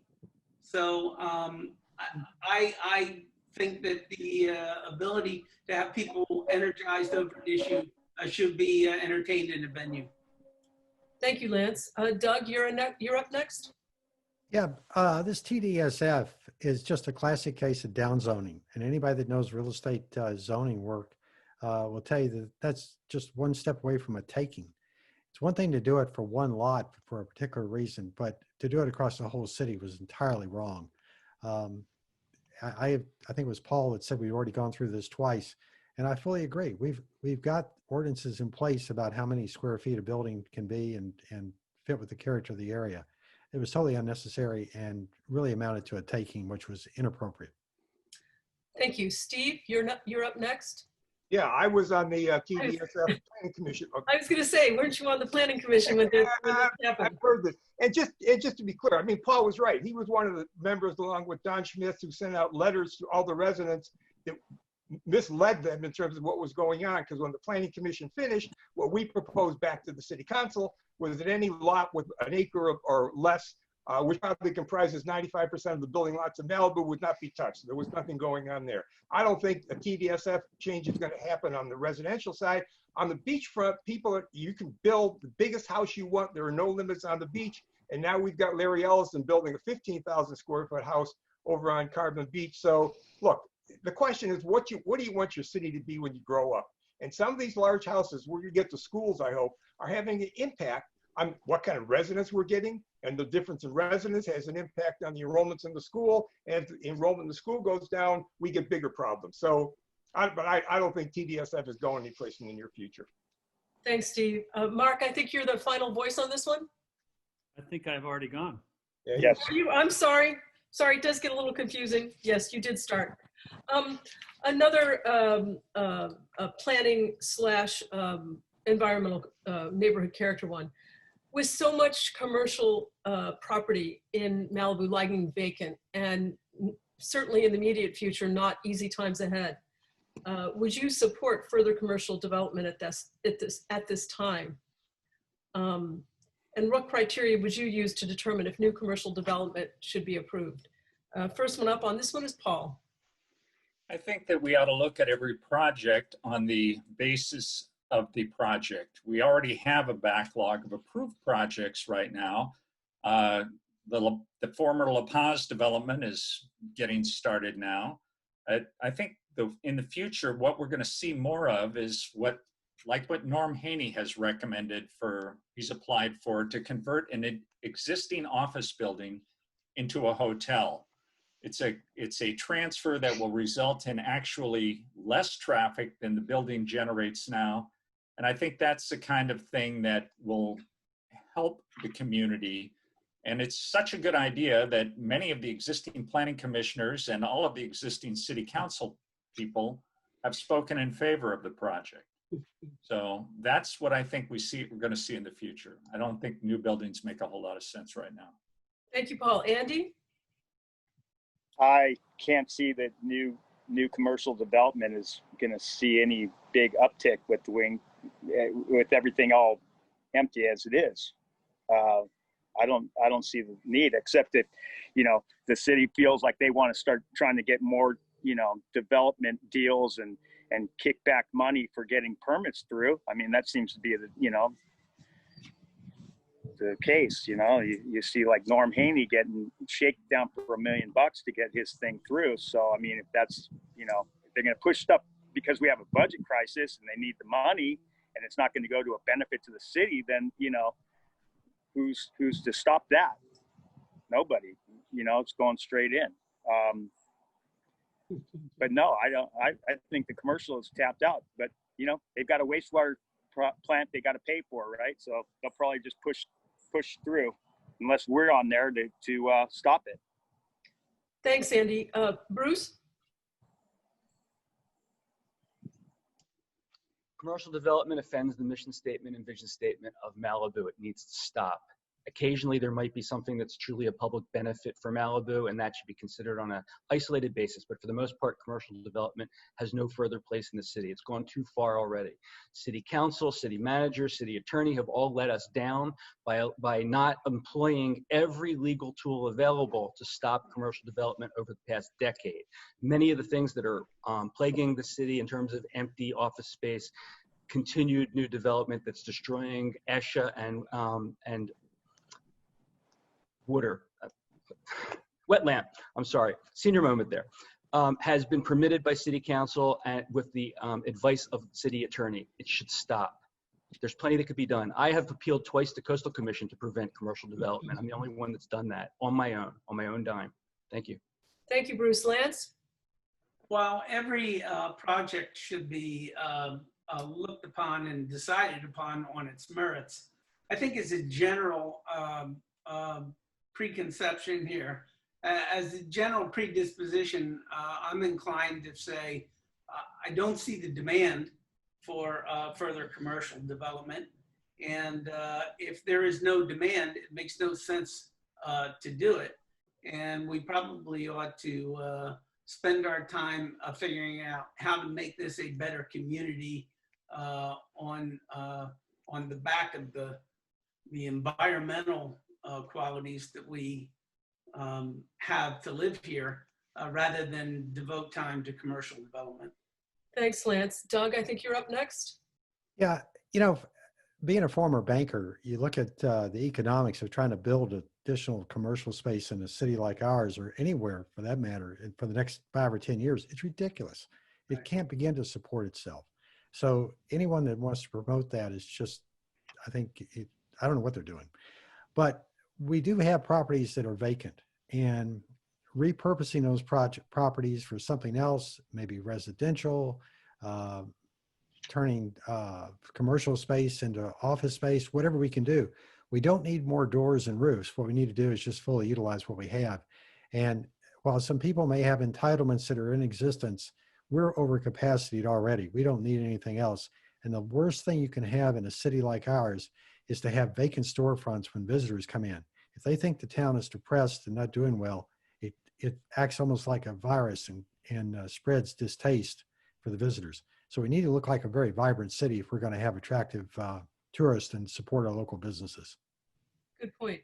Steve, you're up next. Yes, I agree with Doug that, having empty storefronts is probably one of the worst things we can do, but we've got empty storefronts on our future, because if you look at La Paz, they're putting in 112 or 115,000 square feet, which is bigger than Ralph's. Well, meanwhile, the shopping center next door where Whole Foods is, in 2 years still hasn't filled all its retail space. So we do not need any more commercial development. I think Norm Haney's project for a hotel, because he's repurposing something that's already there, is a good idea. And I wish Lance was right when he says, people won't do it. If they think they can make a buck at it, they'll do whatever they can. So I think the city's just got to take a stance. We got enough. Okay, thank you. Mark, you're the last one up on this question. Okay, thanks. Yeah, I agree. It's contrary to our vision and mission statement to add more commercial. I'm against it. I don't think there's a need. For an example, we can look at the Trancas Center. When that was being redeveloped, I was very involved in publicly in trying to make sure that that expansion didn't happen. The city, I think, gave the developer 7 variances to make the center larger. And what happened was that the developer, they got the project through, and the developer ended up flipping it to another owner. So, there's still, I don't know how many, but a lot of vacant space there. And so who did it really help? The developer made money, but the center looks nice, but with all that extra vacant space after all this time, what's the point? Except one guy made some money. Thank you. I'm going to ask one last zoning question. Well, 1 or 2 last zoning questions. I'm going to ask you for relatively rapid fire answers, because there's tremendous interest in the zoning questions, but we do have to be mindful of our time. This one is do we really want to pave Paradise and put up another parking lot? There's talk of a parking lot at the Heathercliff location, which the city bought and made promises to Metro. There's talking about a lot in the Civic Center. What's your view about more parking lots in Malibu? Andy, you would be the kickoff, and please try to make these answers quick, because I'm trying to get these issues out there for the audience, but we are limited on time. Okay. when I brought this up, because that was one of the places, the triangle lot, I wanted to see as a skate park zone because it was a perfect spot there.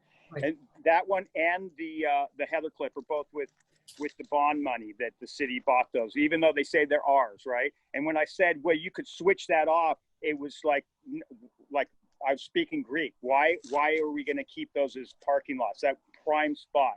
I just don't understand that. That's what we're looking at for City of Malibu. Right there on the highway, we're going to make a parking lot? No way. No Okay, way. Bruce, again, try to answer these quickly because there's a lot more good questions to come. No parking lots, no parking lots, no parking lots. Okay, we've been hearing from some other candidates about encouraging ways to have tourists. One candidate had written on his website that the chili cook-off lot should be converted into a parking lot so that tourists can then be shuttled to the beach. One of us is out of touch with the community, either me or some of the other candidates, because I don't believe the community wants tourists. Tourists are not helpful to Malibu. We want to live here quietly. We want the mission statement, the vision statement. We want a rural area. We love nature here. We love the ocean. We don't want a bunch of transient visitors. That's why the STR ordinance is going in as well. No parking lots. I got shuffled right through that and rushed through my minute, but that's cool. That's okay. Well, for No, it's all right. Try to take 30 seconds on this answer. Parking lots. Next one up is Lance. Well, actually, we can't put up gates and keep people from visiting here. So when they come here, they're going to need a place to park.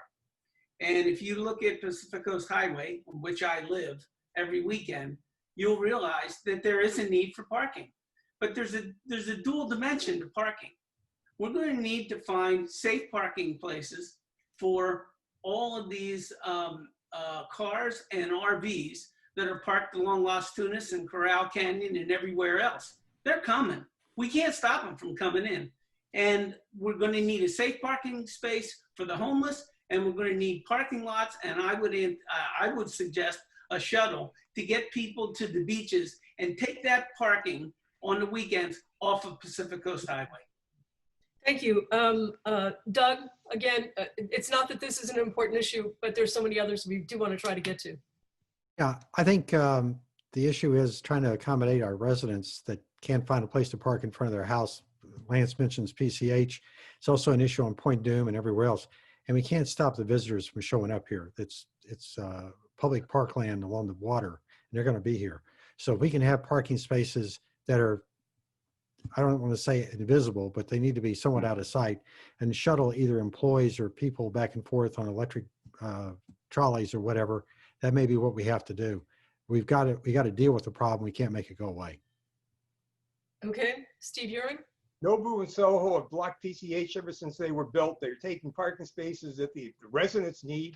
They're parking their employees on the street, which is illegal. And we're going to need to find some way to park some of those people off PCH and provide a shuttle to take the employees back to the stores or the restaurants. Because if you don't do that, you're never going to solve the problem of Nobu and Soho and the fact that they're taking parking spaces away from the residents. Okay, Mark. And Malibu Farm. And right.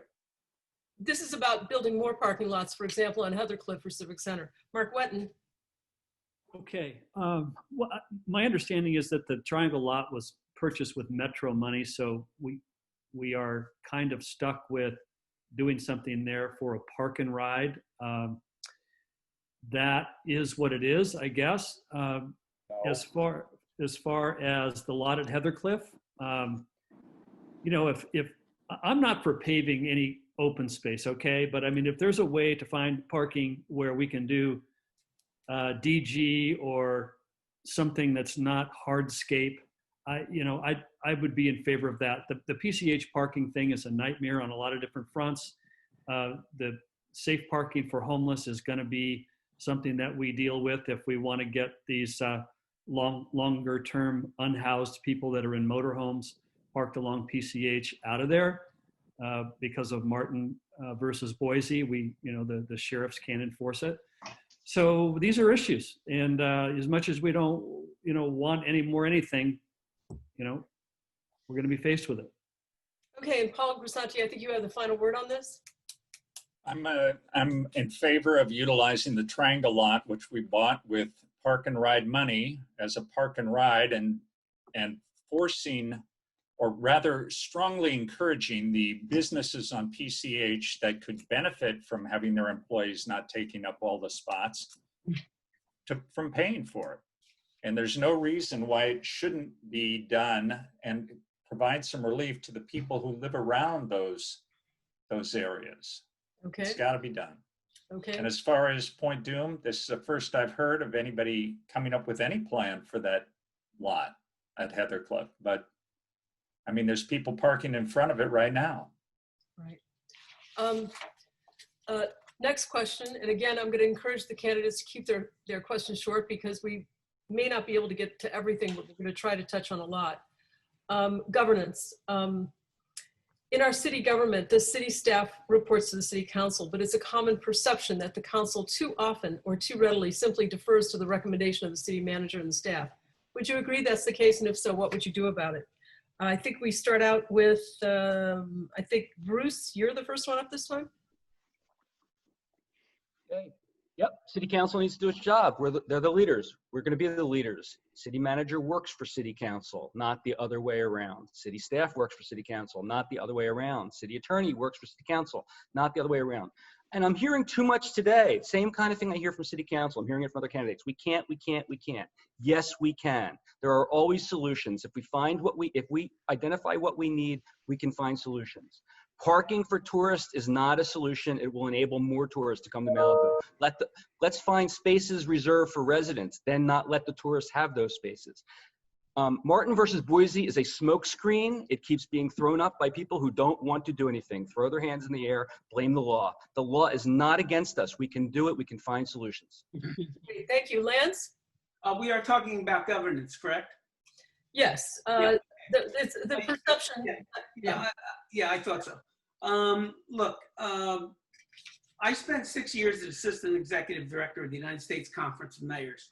I was the chief advocate in Washington, D.C. for urban areas.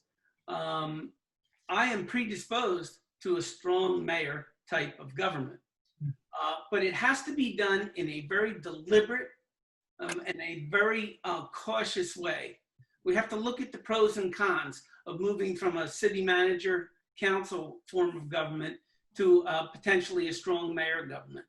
I am not averse to doing that, but it has to be done in a deliberate way.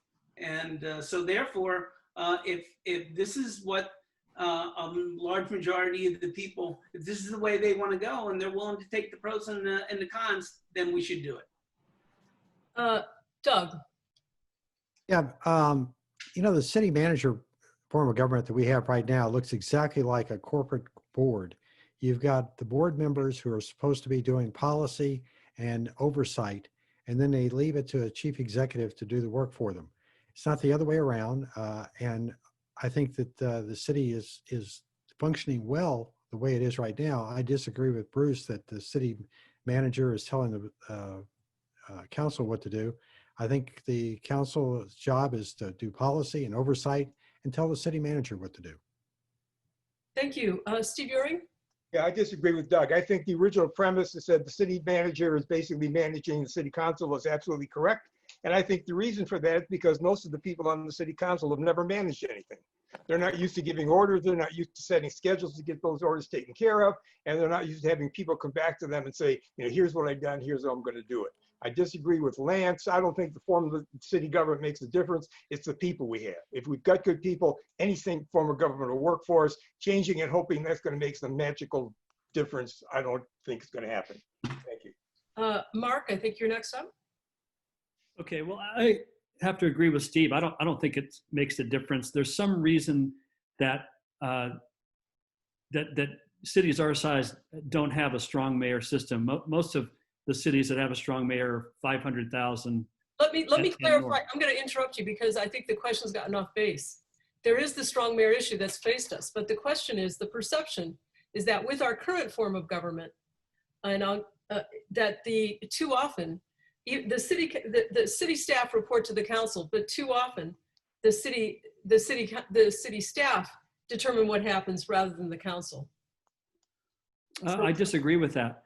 I think that a lot of times the city staff and the city manager do their job and they're doing a good job, and the city council says, you know, let's go forward with it. I'm not saying that they haven't made mistakes or they don't make mistakes, but I disagree with the premise that they are running the show and telling the city council what to do.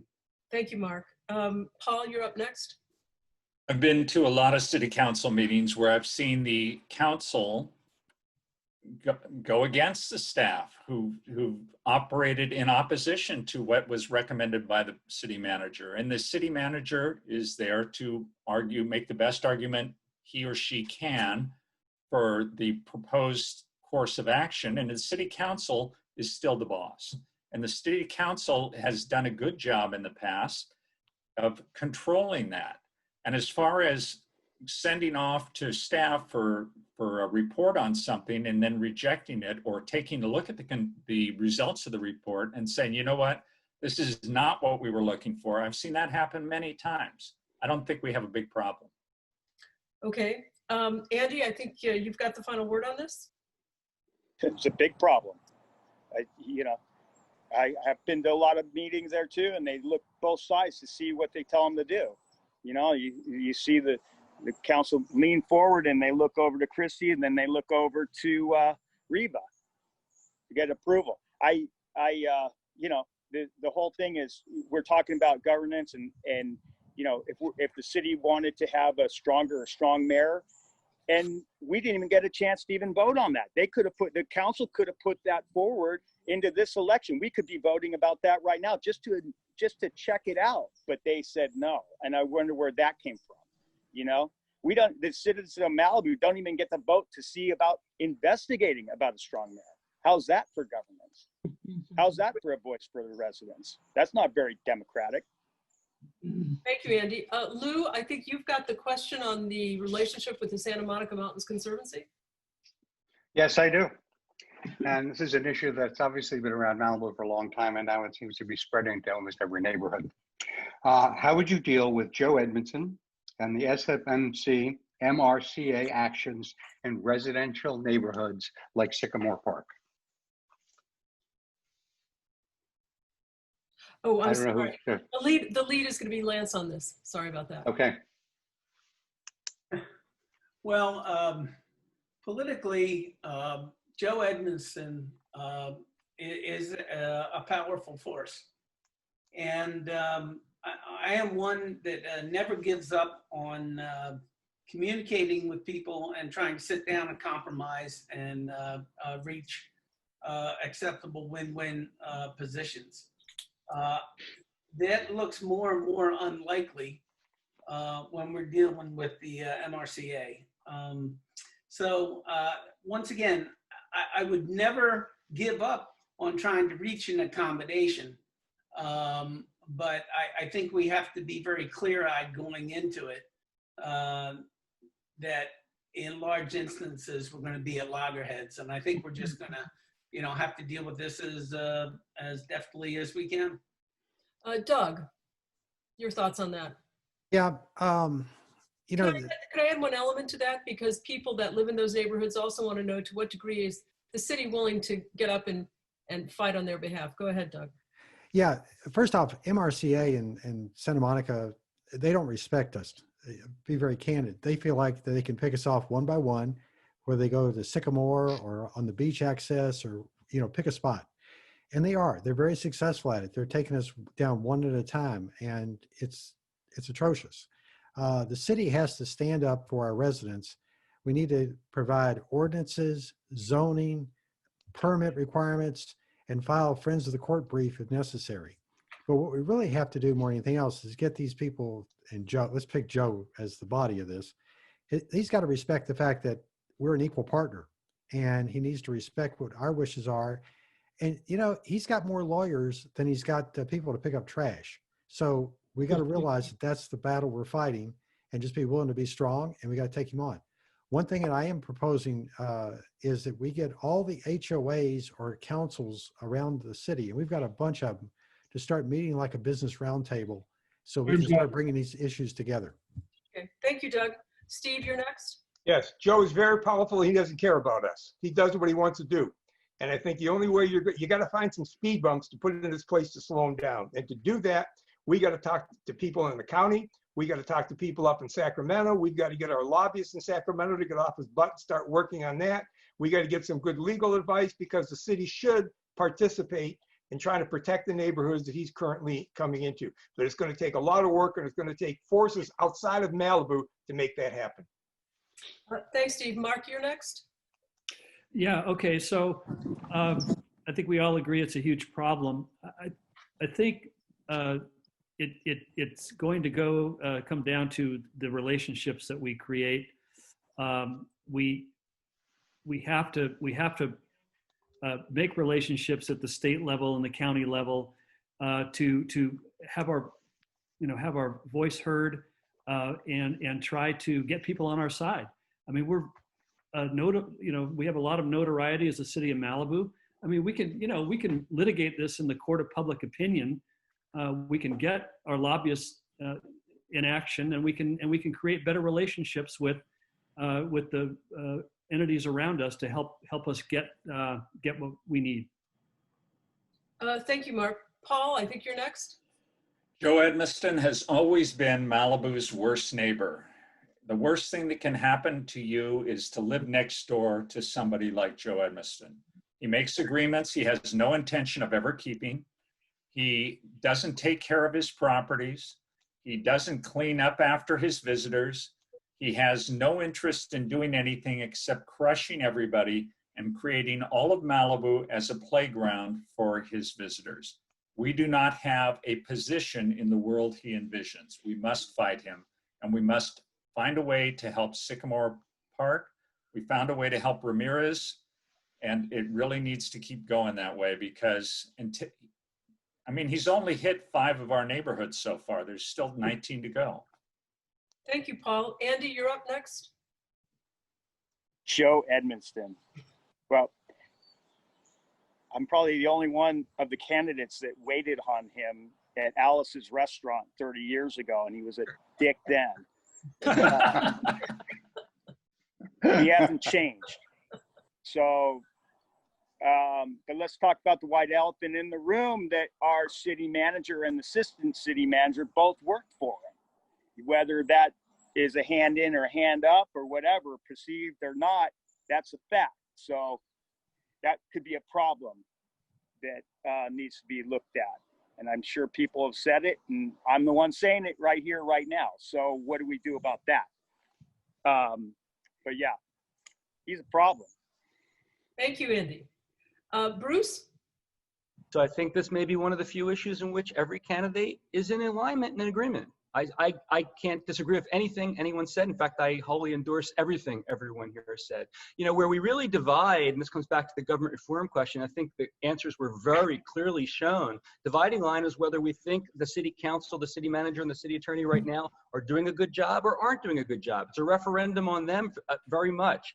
There are some of us who think they are doing a terrible job and that things need to change. There are others that seem to be satisfied with the status quo. I am not in favor of the status quo. You hear a lot of us are saying, not me, a lot of us are saying on development, well, people can't afford it. That's not saying it shouldn't happen. There are some of us are saying it shouldn't happen. Those are the dividing lines here, but Edmonston's not the dividing line. We're all in agreement on a common enemy. Thank you, Bruce. The next questions are on the homeless. We got a lot of questions on the homeless, and I only regret that we can't spend more time on it, but I'll present to you some of the questions. How do you propose that Malibu address the homeless population? Should we have a homeless shelter in Malibu? Is this something that Malibu can solve alone, or do we need to have a plan in conjunction with Santa Monica and Los Angeles? And again, I'm sorry for throwing this all out at once, but we are limited on time. How would you handle overnight parking? So with that, your views on the homeless situation, and for those who submitted homeless questions, I am so sorry we don't have more time to spend on this, but there will be more forums. Can we make that two separate questions? The parking and the homeless?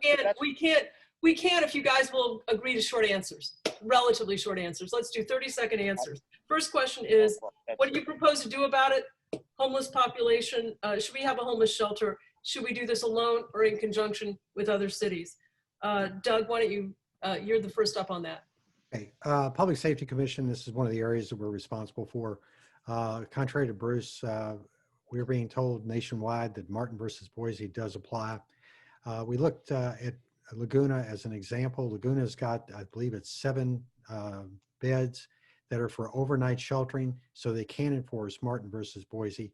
And when you can do that, and I'll quote Lieutenant Jim Braden, our liaison with the sheriff, when they could do something with the homeless people other than just say, you're making a mess, we were able to solve the problem, get them put in appropriate mental health housing, addiction issue, or give them a hand up. So we've got to have some kind of a small shelter operation to comply with Boise. And with that, we can start taking action against the homeless. Thank you, Doug. Next is Steve Uring. Are we giving a minute or 30? I know we're being a little flexible. Try to keep it to 30 seconds, everybody. Also, we're getting close to 4 o'clock. I'm hoping the candidates can stay a few minutes over. There's homeless and schools and one other thing. The first question on the homeless is, do you think, what would you do about the homeless situation? Should we have a homeless shelter in Malibu? And is this something we can do on ourselves, or do we have to do it in coordination with other cities? Steve. All right, homeless population in Malibu went from 150 to 200 last year to 250 this year.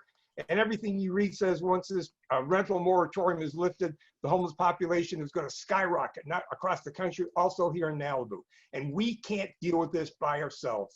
We are not big enough to deal with this issue. We got to partner with the county. We got to partner with other cities. We got to partner with the state, because we are just going to be overwhelmed on this if we try and do that. And I would not put a homeless shelter in the Civic Center.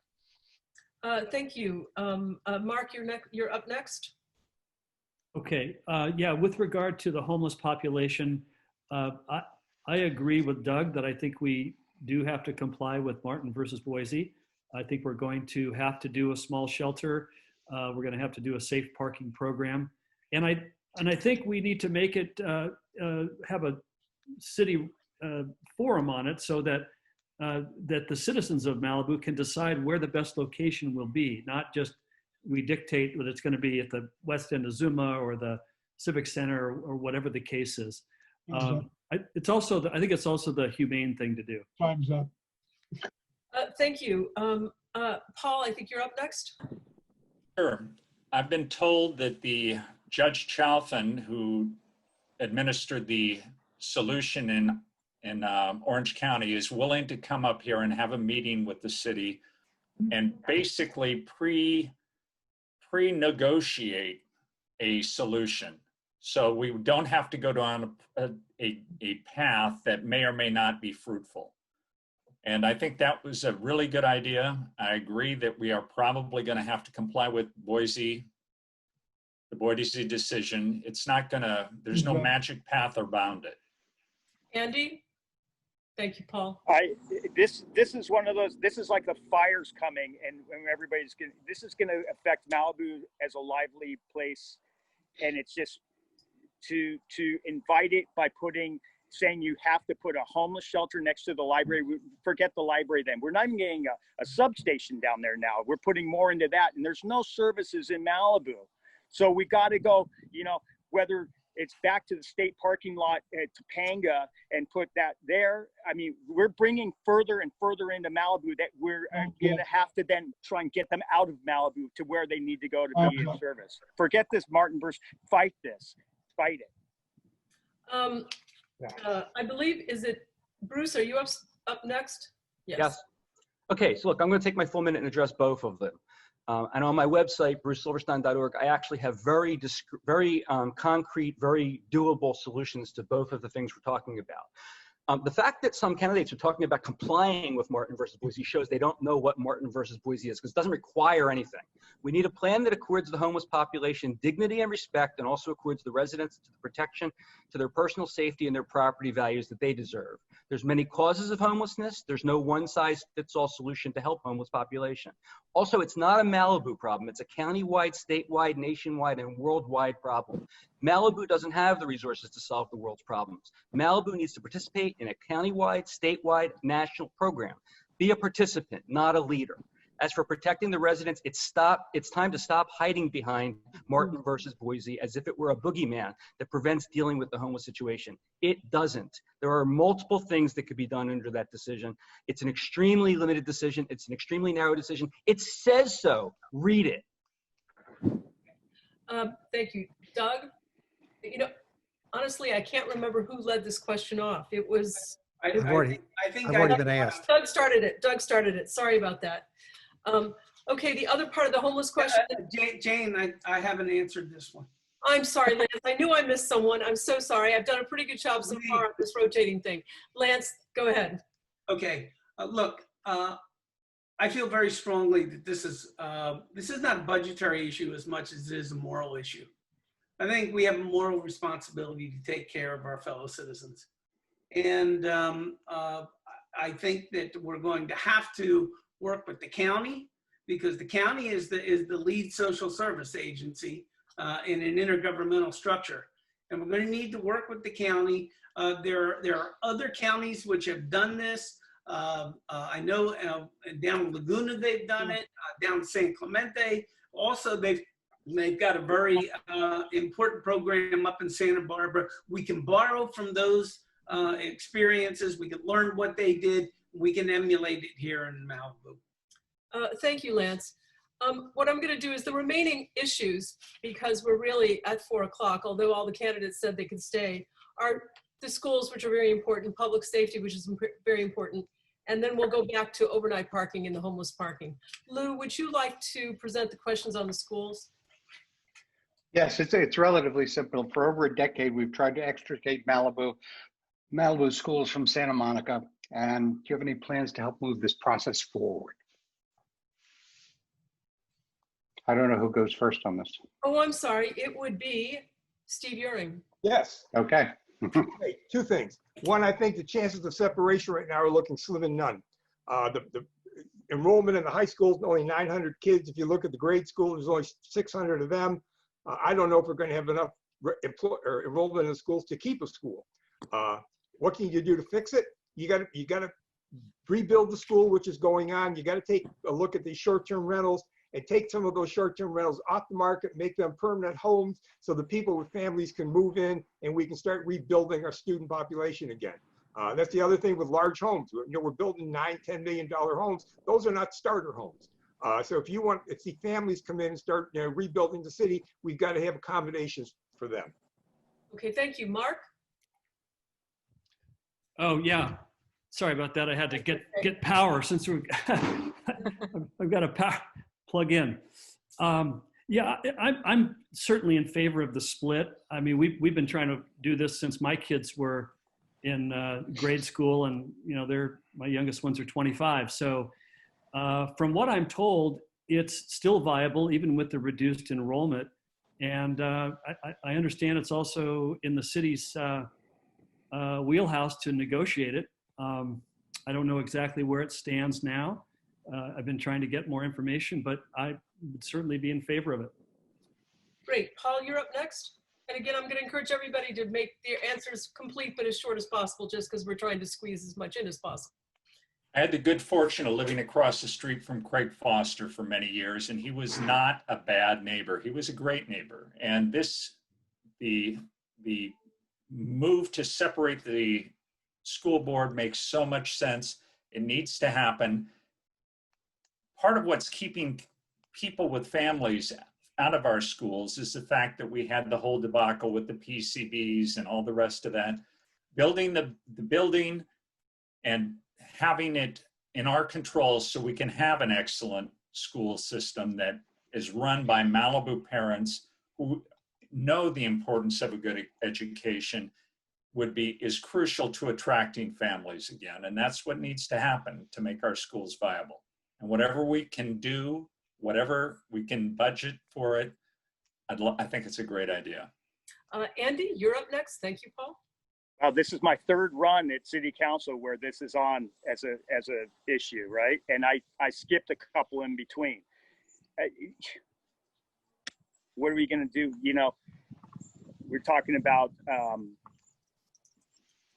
the group that wanted to do it. Like my kids went to Webster. You can't find somebody who said that Phil Cott wasn't a great teacher. The problem is it's not coming close, or principal, it's not getting any closer. And what do you do to get people to come here? Tell them that schools are horrible. And, you know, I mean, it doesn't help that everybody went after this thing that wasn't happening and said, now the school's so bad, we got to get our own schools. And if you can't get it, what do you do? And now it's like, well, maybe it's not going to happen, but, oh, well, now the schools aren't so bad after all. Like I just told you, they're horrible, but they're bad.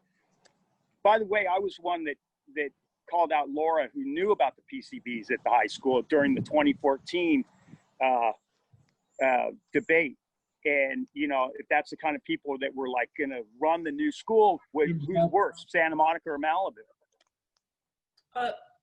Thank you, Andy. The next one up is Bruce. I feel like we're talking about a kind of mythical issue right now. Kids aren't even in school.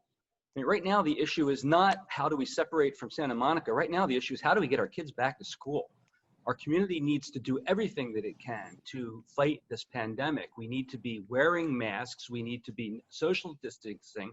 I understand some candidates are out there campaigning one-on-one craziness. Okay, I'm doing this whole thing from my house. We need to get this, we need to get over this pandemic. And if we can't, we need to find ways to better school our children at home. Separating the school district, that is an issue not for today. I'm sorry. Thank you. Next one up is Lance. Yeah, I believe the question was on separation. I am fully in support on separation. I've had numerous discussions with Craig Foster about this. He is a very good neighbor. He's a very good steward of the school issue. We need to continue our outreach efforts to work with the Santa Monica folks, but maybe we ought to think outside the box a little bit here. And maybe we ought to think about creating a school system which is somewhat specialized and devoted to the niche markets which exist for 21st century jobs. Maybe that will distinguish us. Maybe that will give us a leg up on having a better and a better solution to the school system. Thank you, Lance. Doug, you're up next. I think it's essential we split the school system apart. I think we have the only schools layout in the state where we have a geographic separation between two parts. And it's ridiculous that Malibu isn't its own standalone. The city should be doing everything it can to support this movement. There should be no questions asked about, are we willing to? We need to be 100% in, all chips in to help the parents get the school system separated. It's essential for families to move back into the city to have a good school system. Thank you. Steve? I started it. I think that says all we need to know, huh? Well, he gets the next question. That's true. Look, I'm going to do a rapid fire round. What do you think of an expensive divorce settlement if that's what it takes? Steve, I'll go ahead and let you start on that one. But this has to be rapid fire. Sure, if you can figure out how to do that, I don't have a problem with that. Oh, paying that much money. Okay, Mark Wetton? Yeah, let's figure out how to raise the money and I'm all in. Okay. If we can't raise the money, we can't do it. Paul? It offends my sensibilities that we have to pay to get out and that my face isn't on the screen. But thank you. It is on the screen. Andy? What happens if it doesn't work and we don't have a high school? At least you got Samalhide for the kids to go to. Okay. Bruce? I think we need to be practical. Right now, we can't afford an expensive divorce settlement. It's not worth it to divorce and then not be able to afford the payment for the house. Okay. Lance? Like anything else, I'd have to see it, but I would not be averse to accepting it. Doug? You got to define expensive. The city, the Santa Monica people, I think, want so much money for it, it's not even realistic. Right. If it stays at that high number, it's got to be fought. Right. And okay, next question. Public safety, another big issue in this town right now.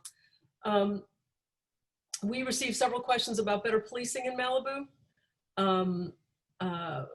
People perceive crime as increasing right now in Malibu, and there's always an issue of safety on PCH and parking in the neighborhoods from beachgoers. When are we actually expected to get a substation here? Will the sheriff's department assign a team of officers to Malibu so that they know what's going on in their neighborhood? What would you do to get more police support in Malibu and in general for residential neighborhoods on beach weekends? This is all one question. Well, we're running out of time, unfortunately. And would you support establishing our own police department? So your thoughts about public safety and the policing of our neighborhood. The person who starts on this is Mark Wetton. Thank you. Yeah, crime's increasing, but I think part of it has to do with COVID and the amount of additional visitors that we're seeing here. You can since March, the spring felt like summer in Malibu. There were so many people here, and I think with the additional people and people out of work and everything, I think that's driving higher crime rates, which I think will subside once COVID goes away. Again, that's anecdotal. I don't have any statistics, and I don't think there are any. Additional police support, yeah, if we can get it, I think it would be great to have it for many reasons. If we could figure out how to get some support from the CHP, and I've been through that with, I understand that Lou worked on that a lot when he was on city council, and it's a matter of money. I don't think we can afford our own police department. I just don't think it's realistic. I think we're going to have to just figure out better ways to leverage our money and with the sheriffs and potentially CHP. Thank you. Paul, you're up next.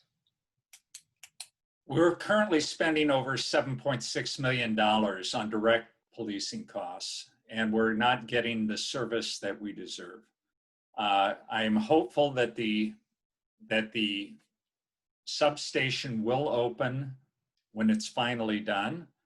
I'm hoping that things will change on that. We also need to start charging people a lot of money when they park illegally. We need to be able to tow people away who park next to a fire hydrant, which we can't do. It's the broken windows theory all over again. We're not doing anything to stop people driving like lunatics, and as a result, they drive like lunatics and invite their friends to come out and drive like lunatics. And when there's that feeling of lawlessness, it's no wonder that we've got petty crime going up and people breaking into cars and all the rest of that. We can have all the police we can afford, but I don't know that we can afford any more right now. Thank you. Andy? Crime and lawlessness is coming to Malibu like a fire in the Santa Ana wind. And if you don't think that's the case, then you're whistling in the dark. I talked about this in 2012, that we pay for the sheriffs and we don't really get a say at what we do. And back then I said it, we get the guy on the motorcycle down at the bottom of the hill, and that's it. We don't have a say of where we're putting things. We don't have a great liaison right now. It's wide known that there's only 2 sheriff's cars at night. I mean, that's ridiculous. They got to open up the purse strings at City Hall and not worry so much about a AAA bond rating, but maybe like protecting the citizens of Malibu. And if we're going to throw like $500,000 towards a homeless shelter before we put it towards a substation, that's insane. That's not protecting the people, and that's not going to keep Malibu rolling forward. It's going to bring in more money to make funds for everything else. I mean, Santa Monica problems are coming right up. It's a short walk from Santa Monica and Venice. My uncle was a mayor in Oceanside, and San Diego used to dump all their guys into Oceanside. That's what's happening with Santa Monica and Venice. They're all coming here. Thank you, Andy. Bruce? The fact that these questions are even being asked highlights the deficiency of the current city council and the Public Safety Commission. They should already have answers to these questions. Instead, they throw up their hands, claim it's outside their control, and also, as I said before, they blame Martin versus Boise all the time. We contract for police and fire protection. We need to examine the contracts, make sure we're getting the protection we pay for. If not, we need to have a conversation with the legal department of the counterparties to those contracts. And if the protection for which we contract is insufficient, we need to contract for more protection. The number one responsibility of government is to protect the health, safety, and welfare of the community. We're not doing that. I shouldn't say we're, because I'm not part of that. The current government is not doing that. And the Public Safety Commission is part of that problem. We need to do more. And I'm not against separation of the schools, but we talked a few minutes ago about spending a lot of money to separate the schools. And you heard so many people saying, sure, why not? We need protection first, safety first. All the other issues are secondary to safety. Safety first. Thank you. Yes. Oh, I think we definitely need a greater police presence. It would be nice if we were in a position to have our own police force. I don't think that's realistic.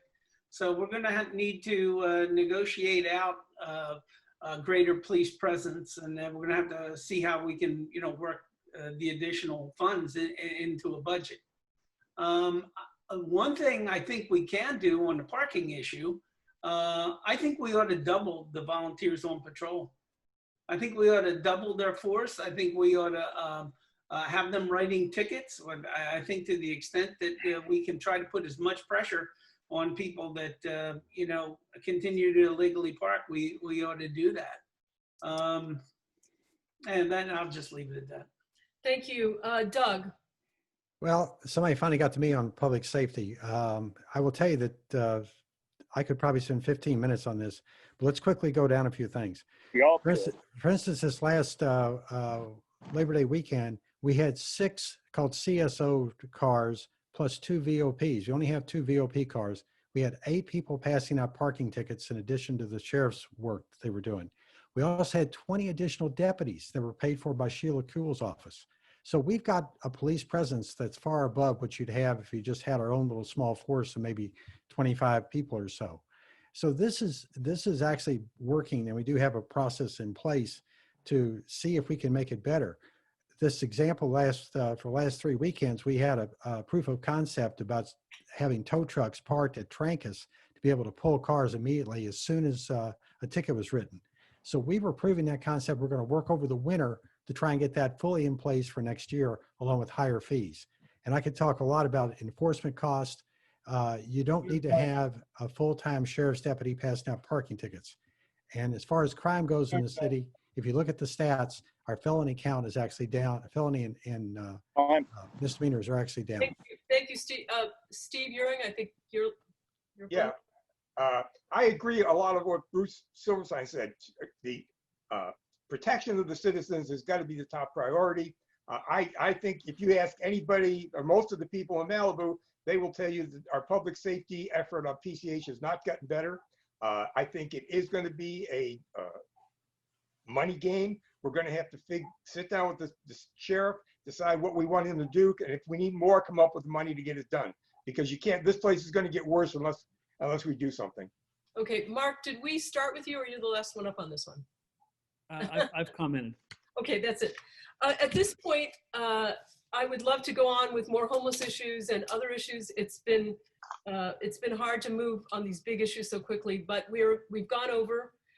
It's time to start the closing statements, and after you guys finish your closing statements, I'll announce some other public forums where maybe we can hear more and ways to get a hold of the candidates. So for closing statements, why don't we start with Paul?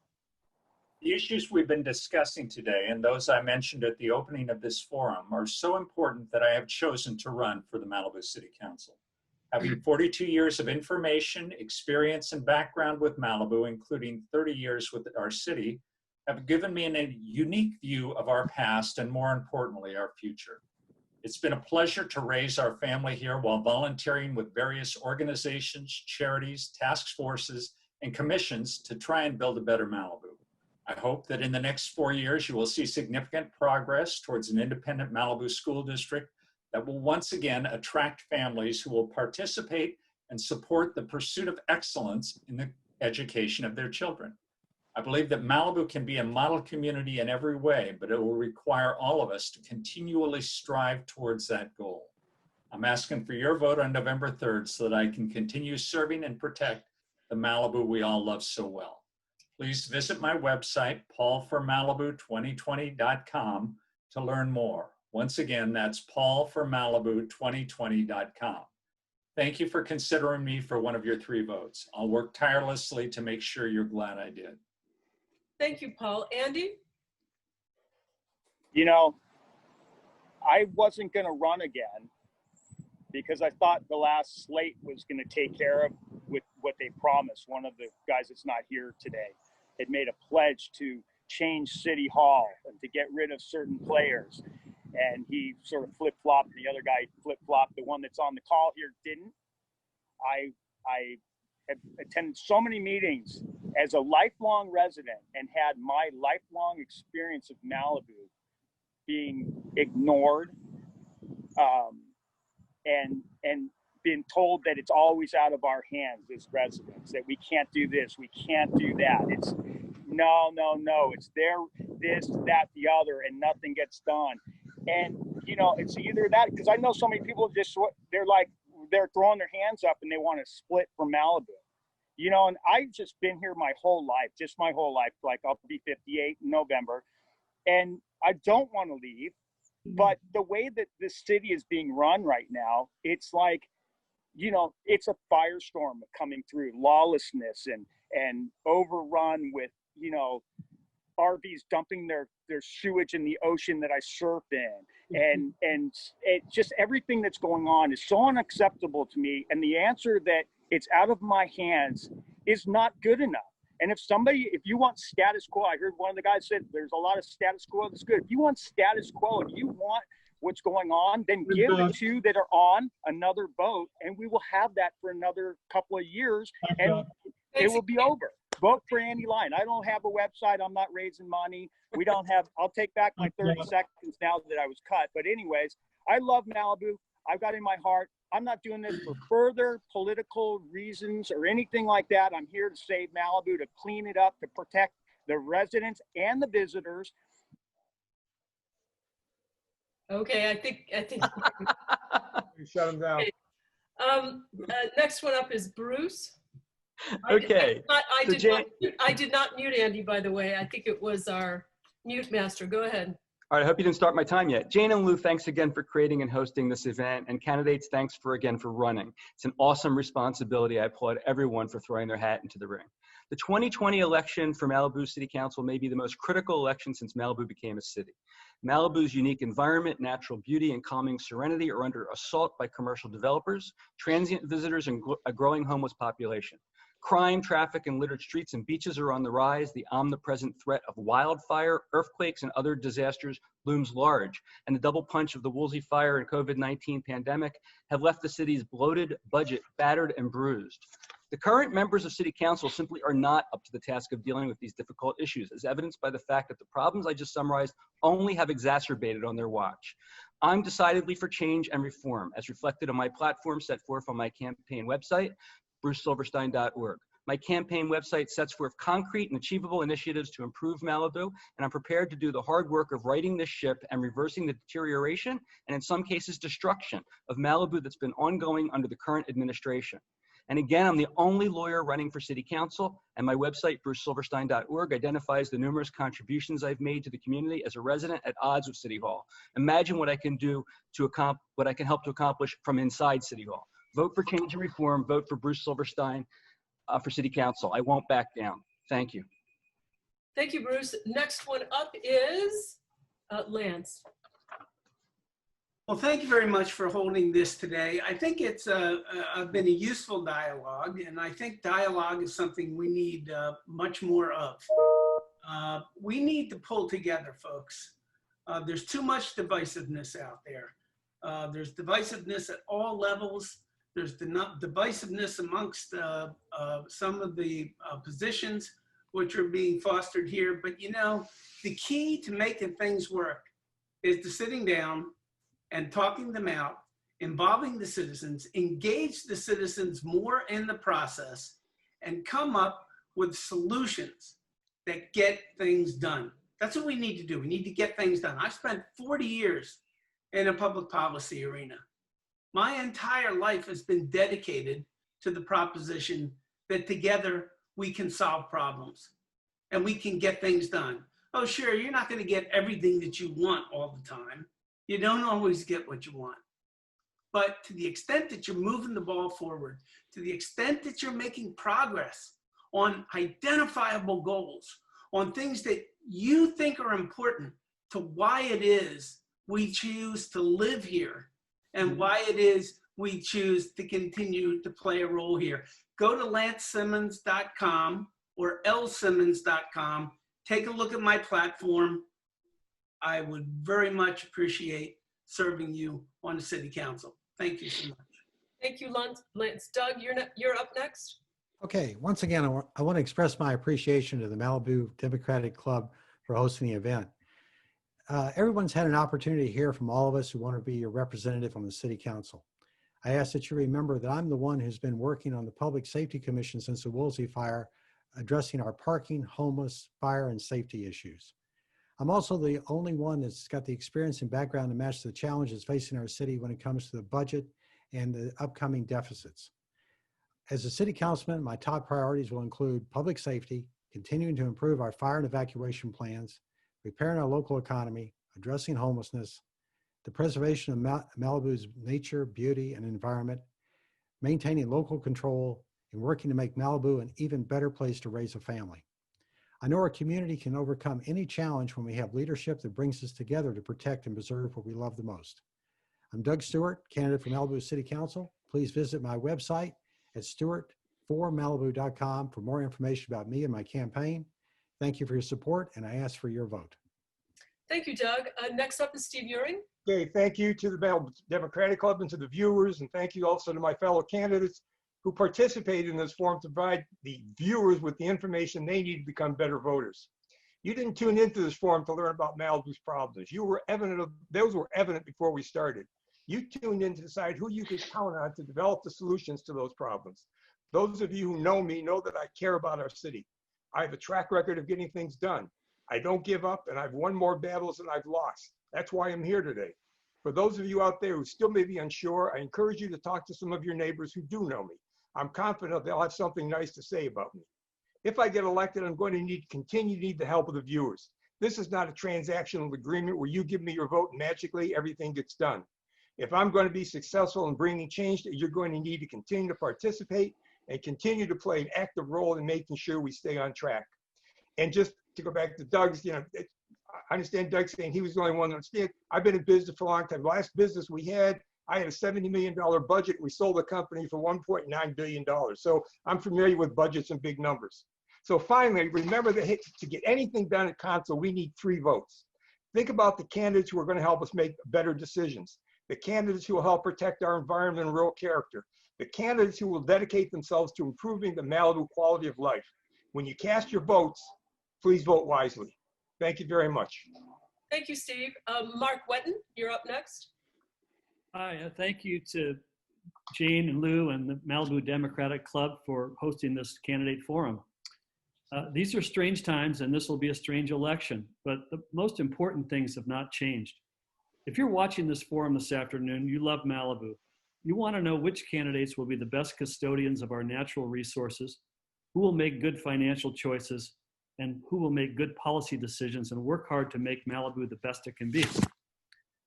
I'm honored to have my hat in the ring for a seat on the City Council, and I believe my record shows my commitment to serving our community and trying to do what's best for Malibu in line with our mission statement. In my platform, I focus on 3 things: public safety, the environment, and community.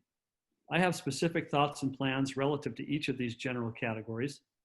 Some of my thoughts have been expressed here tonight, but there's much more that we didn't get to this afternoon, and I hope that you'll visit my website, wetton2020.com, and take a look at my platform. I'm happy to answer any questions, so please feel free to contact me by phone or email. Thank you all for zooming in, and most importantly, don't forget to vote. Thank you. I think that completes our candidate statements. For those of you, as you can see today, we wish we could have delved in depth on all of these issues. It was just skirting the surface. There will be additional forums. The 2 I'm aware of right now are October 7th from 7 to 9 p.m. given by the Malibu Association of Realtors. Everyone is welcome. You'll have to be in touch with them to get the invitation. October 17th, Eastern Malibu, hosted by Jefferson Wagner, Colin Drummond from Big Rock, and Scott Dittrich from Rambla Pacifica. What we will do at the Malibu Democratic Club is on our calendar, we will host any meet and greet, any candidate forum that we get information from. You can also, of course, check with the Malibu Times and the Surfside News. And last but not least, for all the questions first of all, I'll encourage any citizen, any group to host what used to be the meet and greets, maybe smaller numbers of candidates or on a single issue, because it is hard in these times to get to know your candidates. And last but not least, if you go to our website now, if you have a question for a candidate, you go to our website, there's a page called Candidates Forum, Malibu City Council Candidates Forum. We have the names of the candidates and their emails there. Thank you, Paul, Andy, Rick, Bruce. Well, sorry, Rick wasn't here. Bruce, Lance, Doug, Steve, and Mark, and everyone who volunteered to make it possible, and all of you who attended, especially this overtime session. Thank you so much and have a great day.